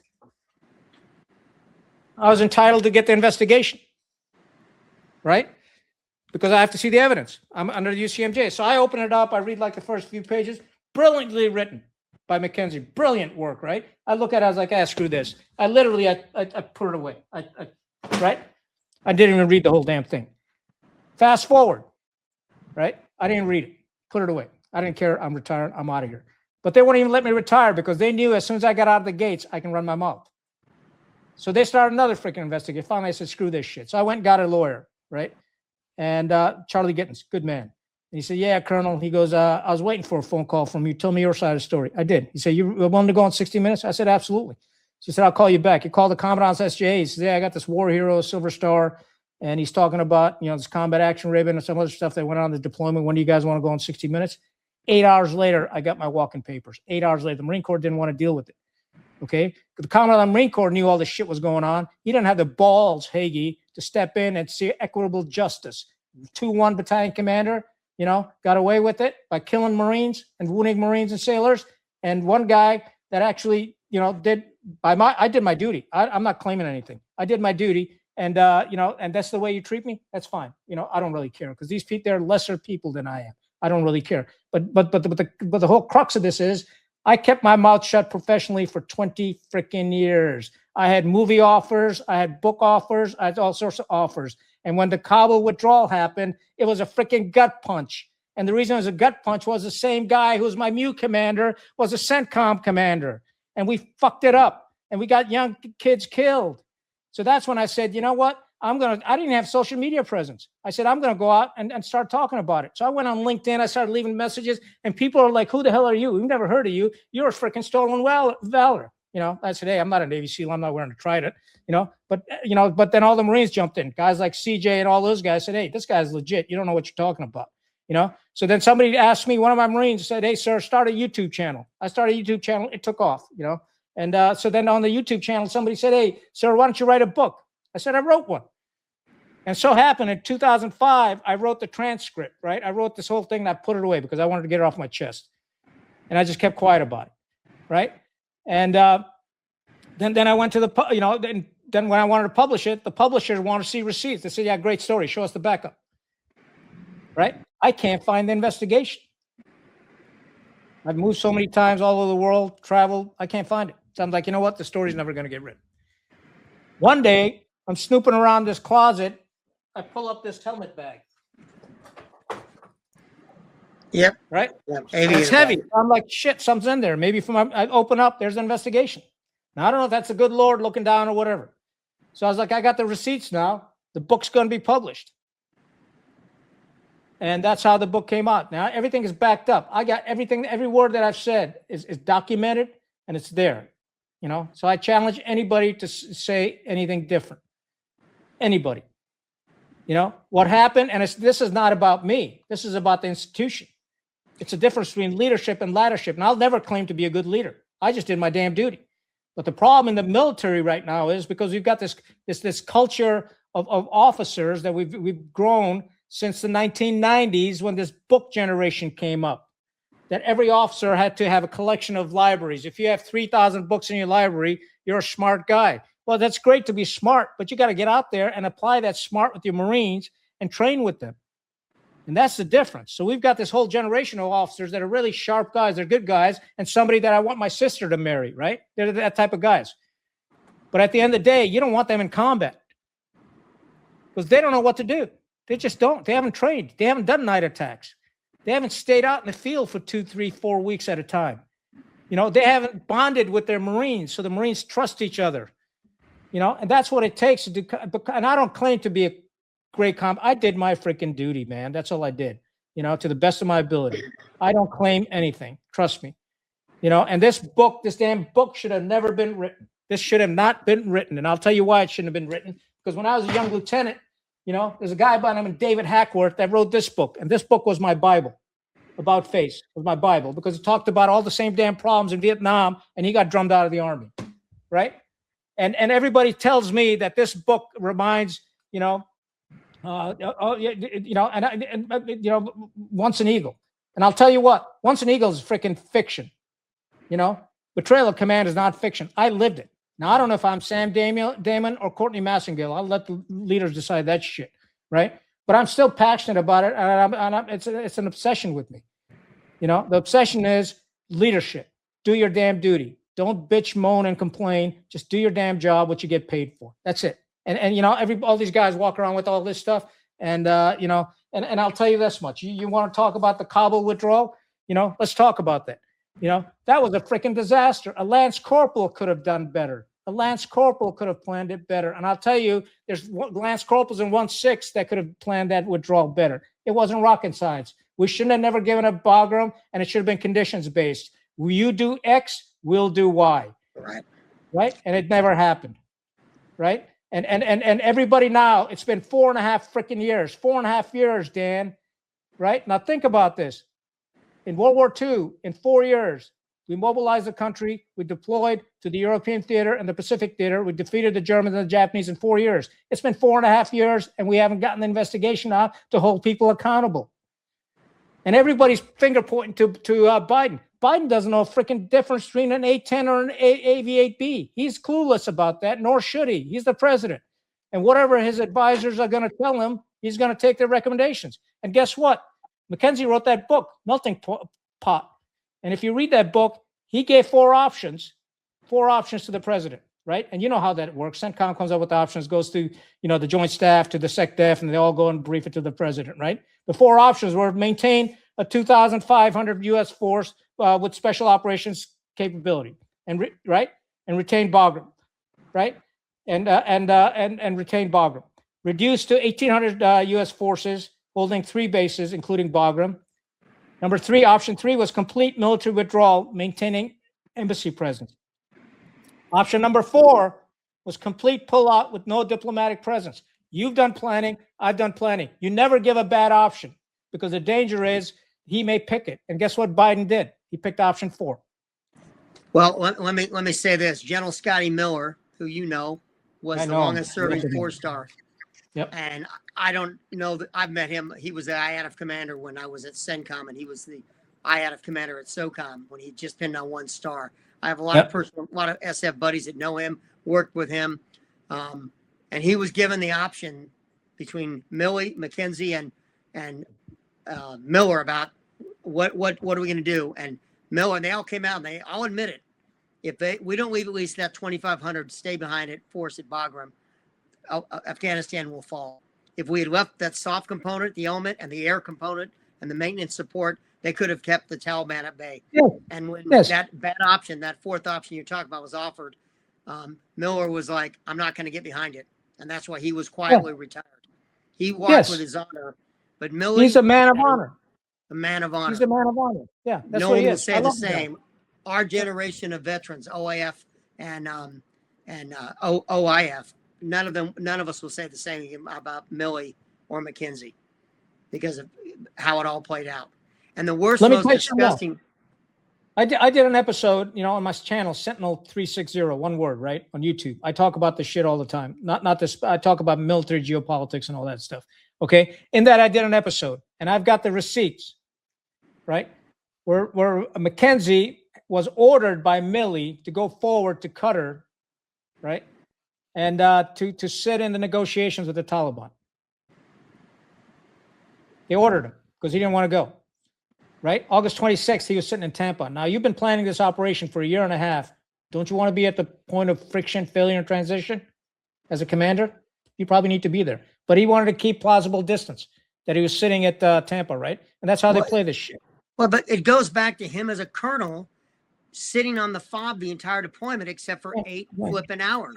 I'm going to quote Major General Jones on your behalf because I'm not going to drop an F-bomb on the podcast. But think about it. That's the culture and that's the crux of this interview. And I pulled it out of you because I knew your passion was going to I didn't have to even guide you to where I wanted you to talk about this, but it is that we either build a warrior culture and a warrior ethos all the way from E1, O1 up to E9 and O9, or we don't. And I was about to pull off About Face because I have my About Face copy is right behind me on the there you go. God bless cabinet. You. And I read that book as a young officer. I was in the SEAL teams. I read that book when that came out. And everyone talked about this is the generational. Everyone described. And I'm telling you right now, Genghis, I'm glad you've come out. I'm glad you've shared your truth. And you've got the receipts. So this is no bullshit. And there will be no stolen valor. The way CJ talked, I called CJ late night. I'm trying to finish the book and write the notes. And then CJ talked my ear off about what a mentor you've been to him. He said you got screwed, and he said it didn't change his leadership calculus about how he was still mentoring Marines even after what happened to you. That is at the core here. It is, your passion has come out, and I'm glad we're getting the story out. But again, that mindset for that MEU commander, Colonel McKenzie, is the same mindset that led to the disasters. And those generals, I'll say this. I've done a lot of media. I've done media back for, a long time. I was trying to get back on orders, and I decided that I'm not gonna go do any interviews. I'm not gonna do anything. And I remember watching the testimony from Milley and McKenzie on the Hill after the fallout, and they all would point the blame at, it was the State Department was in charge. I was so incensed, and I will share this article with you, and I wrote it on Armed Forces Press. It was "Leave no man behind" is a promise, not a tagline, right? It's a promise when a guy like you gives it, when someone like me makes it. My SEAL brethren, the legacy I came through in Buds is that we've never left a man behind on the field of battle. And we live and die by that. I started the Tampa Bay Frogman Swim back 17 years ago, raising money for a wounded SEAL stepped on a landmine in Afghanistan, Dan Kanasan. And we've had on the back of that T-shirt, "Leave no man behind." These are not taglines. This isn't something out of a movie with Colonel Jessup saying these are punchlines of these people. This is truly how the warrior culture is, and it has to be, because if we don't have that bond from leadership, and I truly have the whole time as I'm reading this book going, why would they instigate this case against you? Your leadership of the BLT 6-1 is what set the tone. You walked out. Everyone was offering you, you're going to be Peter Pace's aide. Any other light colonel in the Marine Corps would have been like, I become the chairman of the Joint Chief of Staff's aide. Oh, I'm not making colonel. I'm making one, probably 2-star. Any other Marine, Parfum Prince, and probably some maybe warrior inclined would have gone, well, this is going to be good for my career. And you turned down the opportunity to be a flag aide when you got back from Afghanistan to another general. Was it someone offered to you at CENTCOM when you came back? So you have always been about the mission. You've always been about your men. You've always been about your Marines. And it clearly comes out. And, you know, I feel your passion. I'm literally going to promote this book. I just finished the last of it last night. And even more inspired by it, Genghis. And you have lived up to the name Genghis Khan on levels, and I think and Khan is leader in Pashtun culture as well, is a tribal leader, and you're going to build a tribe about this. And I understand the book just came out on the Marine Corps birthday just last fall. Yep.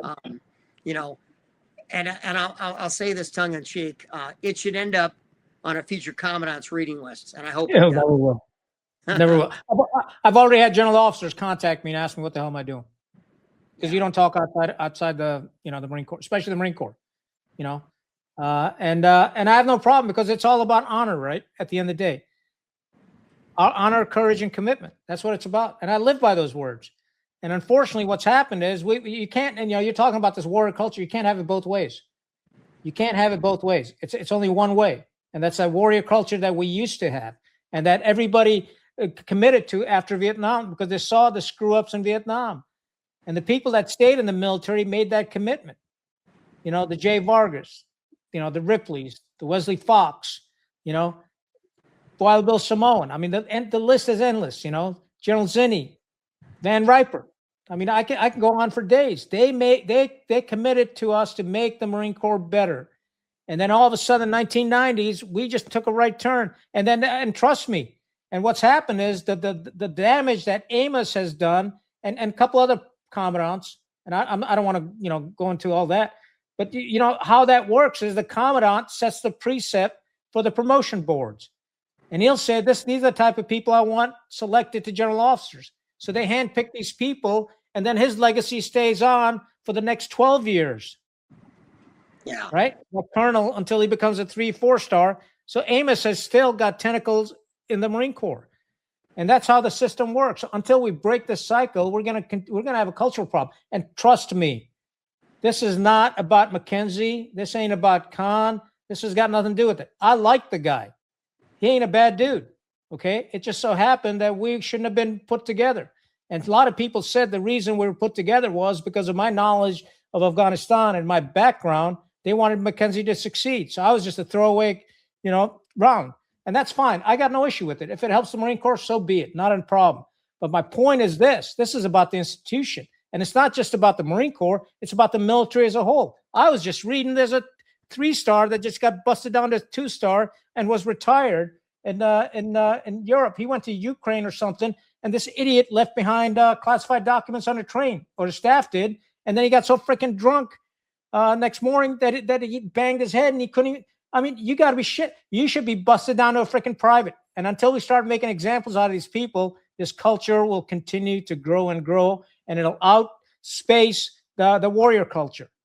Well, and now everybody talks about warriors, right? We talk about Navy SEALs. We talk about special forces. We talk about all these special mission units, and we talk about the Rangers. They're warriors. But how come the whole military isn't like that? The Marine Corps used to be like you guys are. And nobody's done a study on that. After Operation Eagle Claw, what happened to the Marine Corps? Because we failed to perform. That's what happened. And then all these other, special forces units started getting stood up, and the SEALs basically took away the Marine Corps' mission. If you think about it, all the missions that we had, the amphibious missions that we had, you guys were there doing all the beach reconnaissance and stuff, but you've taken away all the other missions from the Marine Corps. Now, even the embassy evacuations, the Marine Corps can't even get there from here. Why not? Nobody's asking that question because we're focused on the wrong freaking things. We've forgotten our bread and butter, and that's so damn sad. And I see that, and it just boggles my mind, some of the shit that's going on in the Marine Corps. And but there's a silver lining. There's a lot of young officers that are coming up in the Marine Corps, and they're pretty damn hard, and they're focused on war fighting. And we just got to let them grow. We got to let them nourish. We got to let them blossom. And when they do, I guarantee you this train is going to turn. And that's what I'm keeping my faith in. Well, I can speak. I've got my last classmate, not only from my BUDS class, but my Naval Academy class. Admiral Bradley now is running SOCOM. I can't think of a finer individual, and I know there's some serious talent. I live in Tampa, so I get interface with some pretty impressive leadership within the SOF community. Marines, now Raiders, are certainly a part of it. In fact, Donovan just took over Southcom. All right, good guy. Yeah, awesome. His brother was who's also an Admiral SEAL. Tom Donovan was an ensign at Team 3, and so I'm old like you. I'm an old gray beard and getting grayer by the day. But your book's going to be an important legacy, and I'm glad it came out.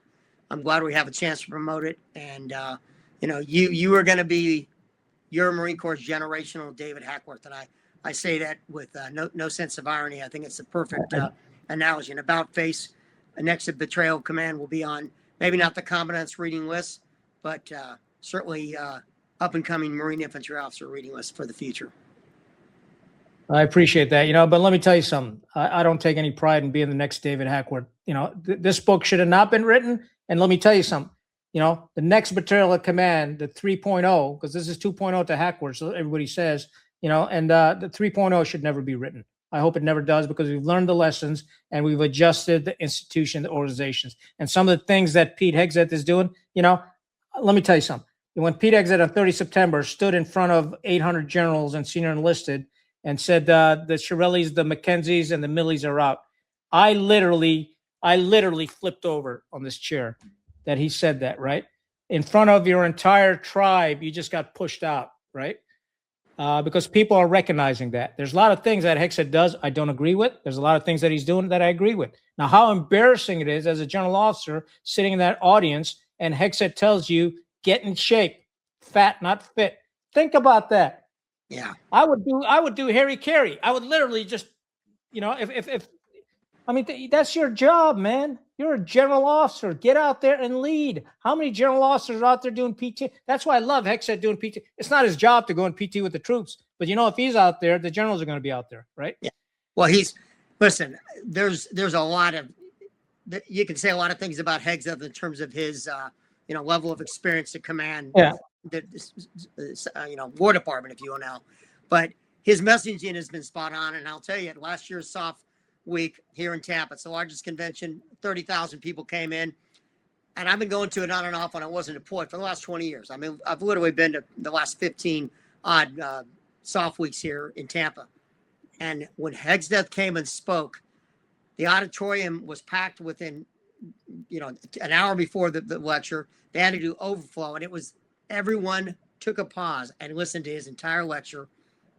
And the next 3 days, that's all anyone talked about. And the SOF community was like, SecDef, Secretary of War, he is putting out the right message, because when we pulled out of Afghanistan, I put together a presentation, and I basically said, Pax Romana, Roman peace, Pax Britannica, and I wrote, Pax Americana. I said, I thought we ended. I thought historians were going to write that the era of Pax Americana was going to end August of 2021, the way we exited Afghanistan.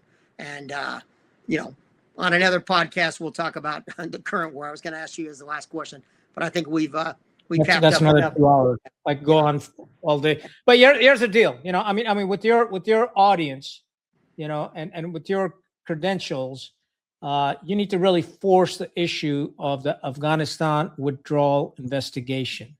I think that is so damn important, because the only person that was held accountable was Stu Schiller. That's the only person. The rest of them got away with it, and right or wrong, whatever Stu did, but he's just calling for accountability.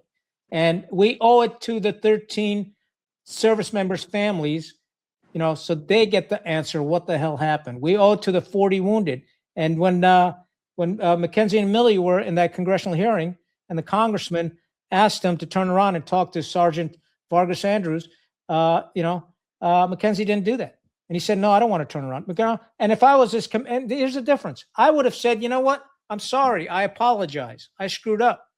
That's what men of honor do. We will all make mistakes. You've made them. I've made them. We all do.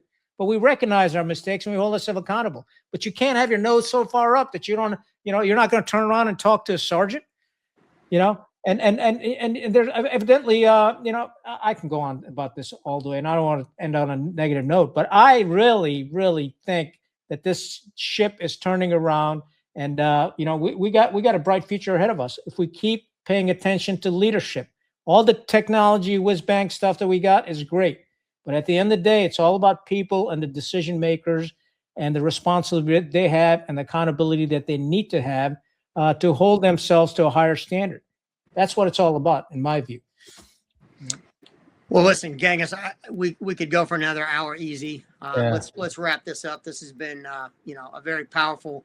I don't even know what the timeline is now, but I'm going to get this edited and sent out on Armed Forces Press this week, and I'll share the link with you. And I will take that to note about the investigation. I understand Stu Schoer, I believe, is on the investigation at the Pentagon or War Department or ASD SOG, something to that effect. So, my counterparts in the DC area, I'll get him to try and set up an interview and maybe get him on. If you have context with Stu, maybe we'll get him on the show. Sure. Yeah. Have his share I perspective. will. Yeah, I do. Yeah, absolutely. Well, and Stu said it'll be out in February. Pete Exit said it'll be out in March. Unfortunately, I think because of what's going on in Iran, people are obviously focused on that, but we still need accountability. At the end of the day, we can do multiple things. We're capable of doing multiple things, and the investigation needs to come out, and people need to be accountable. I'm certainly not advocating any type of witch hunt, but we got to get to the facts. That's what the people we owe to the families, and I think it's so damn important that we do that. And as a nation, it's going to bring us together, because right now what happens is if you don't have transparency, you don't have the truth, then all these conspiracy theories start, right? And then people get divided along political lines, ideological lines, and whatnot. So it's important to be transparent. It's important to be truthful. And that's what men of honor do. And we are men of honor. We're a nation of honor. I always have, multiple copies of our Constitution that I keep, and I travel with it because I believe in this document, and I believe in our constitutional values 100%. Life, liberty, justice, equality, human dignity, rule of law. Those are all important attributes that our Constitution have, and all of those values are enshrined in all the international protocols. You look at the UN Charter, you look at all the various Geneva Conventions and stuff. It was our Constitution that was spread across them, and we have a higher responsibility as a nation. We have a higher responsibility as military officers to our sons and daughters. And I just want everybody to understand that. Being an officer, being a staff NCO, being an NCO is an incredible responsibility, because people underneath you trust you with their lives. With their lives, they're trusting you. And it's not something that you shy away from. It's not something you take lightly, And as I said before, and it probably, I talk quickly, so you probably missed it. But if you're a Marine officer, if you're a combat officer, if you're a military officer, and if you're not willing to die with your Marines, and if you're not willing to sacrifice your career, you don't belong in that freaking uniforms, because your Marines are willing to do the same for you. That's what it's all about. Couldn't have said it better. You do really encompass the deed is all, not the glory. And listen, I'm excited to help get this book promoted. We will put it out on our website, and we're gonna probably do a book review. And I've got something I'm going to talk to you offline. I'm going to end the recording, and I've got something about something I think I can help you with the book promotion. But we'll do that as soon as I stop the recording. So give me a second. Thank you so much for your time. Bye, brother. Thank you. Thank you very much. Yeah. Have a beautiful Eid, and Salam alaikum, my friend.